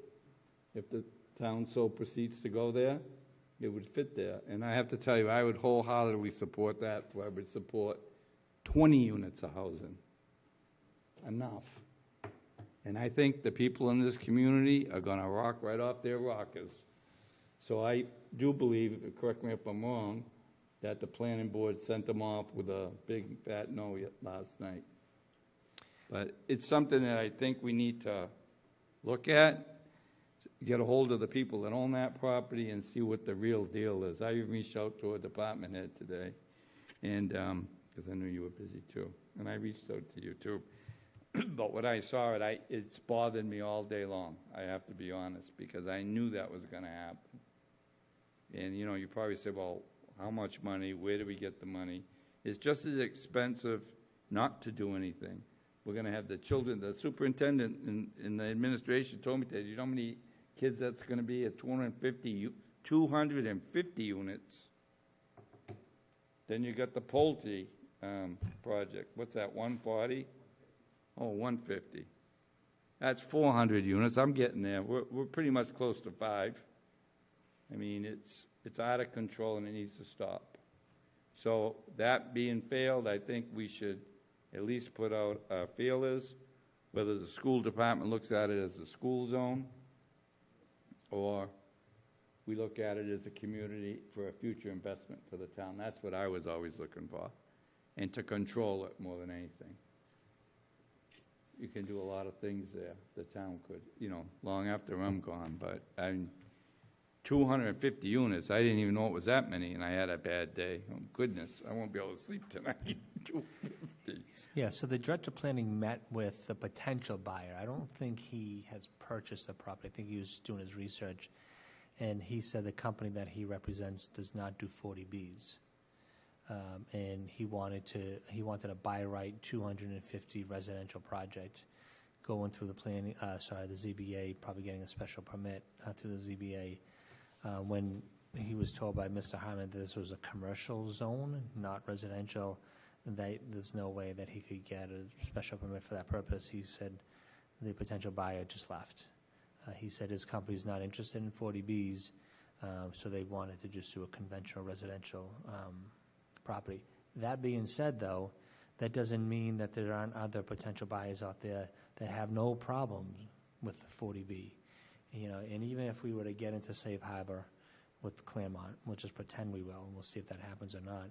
That's only for 2 years, and so it'll take 2 years to design and engineer the Benny's property, anyways. And so by the time they're completed, the design, the engineering, getting their permits, you know, the 2-year window will have expired, and then they can move right in and construct that 250 unit project. So. I think, as Mr. Mahoney would say, the 40B statute has failed us over and over, and this is what we contend with, that 40B projects don't have to abide by our current zoning, and so that's the risk. So, you know, I'll work with the planning director, and we'll do some research, and we'll come back to the board and see if there's anything that makes sense for the community moving forward. Well, I'd like you to, you know, our office to personally pursue whatever avenue to get a hold of I'm going to say Mr. Benny, whoever it might be, and see if there's any room for us, because it brings me back to Nelson Street when we didn't buy that house on the corner for, right, Charlie? It was $1 million and 1.9 acres. Yep. And they thought that we could only pay $750. I mean, that was a big mistake. Regardless of how this comes in, then it's for us to figure out if we can do something with it. Like I say, I just want to control it. I'm not looking to develop it right at the moment, naturally, but I like to see what the possibilities are. So, you know, because one thing could lead to another. But that is the last big prime piece of property we got to that waterfront is right there. And we definitely don't need 250 housing units there, you know, so. Mr. Canty? Circling back to our goals, one of our goals was the establishment of a land bank. that land bank, if it existed, one of the permissible uses for the funds is future municipal use. So if we did want to purchase it for either, a potential elementary school or other, municipal building, another use would be open space. Obviously, that's already significantly disturbed, so it would require some significant rehab to make it into open space. But open space would certainly be better than 250 units right there, housing units right there. So I think the only way that we can control a lot of the land in the town is because of the existence of things like 40B, even the zoning bylaw doesn't protect us, is to own the land. So that's why that and many other reasons is why the land bank is such an important component of controlling this town's destiny going forward. Mr. Mahoney? Thank you, Mr. Chairman. So I was just going to highlight one thing, and that was the meeting on Saturday down in Manomet. But first, I'll say that I fully endorse your comments and Mr. Canty's comments on the Benny's Plaza. We need to do some outreach. We need to do our due diligence on behalf of the community. And ultimately, you can only bylaw, zone, and plan so much. If you want to have complete determination, you have to control it. And Kevin's right. So we've got some homework to do here. The meeting Saturday morning in Manomet I thought was excellent. Great job by the White House Beach Association, and for Charlie leading the delegation of the four of us down there. It was a productive first meeting. Wonderful presentation by the department head. We all fielded questions for almost upwards of an hour. There are really no curveballs that they could throw us with respect to the negative aspects of this proposal. I think it's a very important thing that we get going on into October. But more importantly, and just echoing what Charlie has said, it's the first of many meetings. There'll be more public meetings. There'll be more data, more time for other people to ask questions. But to me, it's what's most important is all those town meeting members that represent the village of Manomet. And I know that we will get to them, and they will get their they'll get their chance to see the proposal firsthand and ask their question. And that's all I have, Mr. Chairman. Thank you. Any other comments from the board? The last thing I have is Atlantic Street. Put a phone call in. They need a little love on the tree trimming, the bush trimming, whatever, going down Atlantic Street, heading towards the ocean on the right. Needs a little cleanup, but everything looks the town does look great. I've been getting compliments. Even Richard Cirque actually sent us an email complimenting on the town looking good. So, yes, he did. So, give credit where credit's due. So, that's all I have, unless somebody else has anything else under new business. Letters? John, put your hand down. Old business? Mr. Canty? So after I walked in the parade, I was walking back to my car at Cordage, and I walked on the rail trail. And I, in addition to seeing, appreciating the improvements that I'd already seen there, the pavement, and I had already seen the water station before, but I think is significant to highlight that water station is there. There was also, on the Nelson Park side, there was like a new bike rack, and there was also a bike repair station there, which I didn't know that was going to be part of that. So it's like a little stand with some tools that are wired in that you can pull out and work on a bike that might have broken down or needs something tightened or something. I need some air and tires.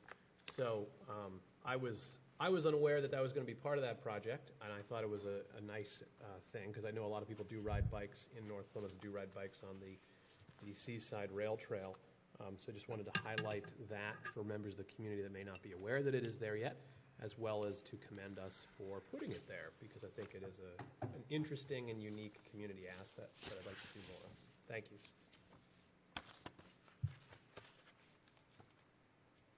Anything else under old business? Motion to adjourn? So moved. All in favor? Aye. Aye. Unanimous. We'll see you July 23rd. Thank you for watching.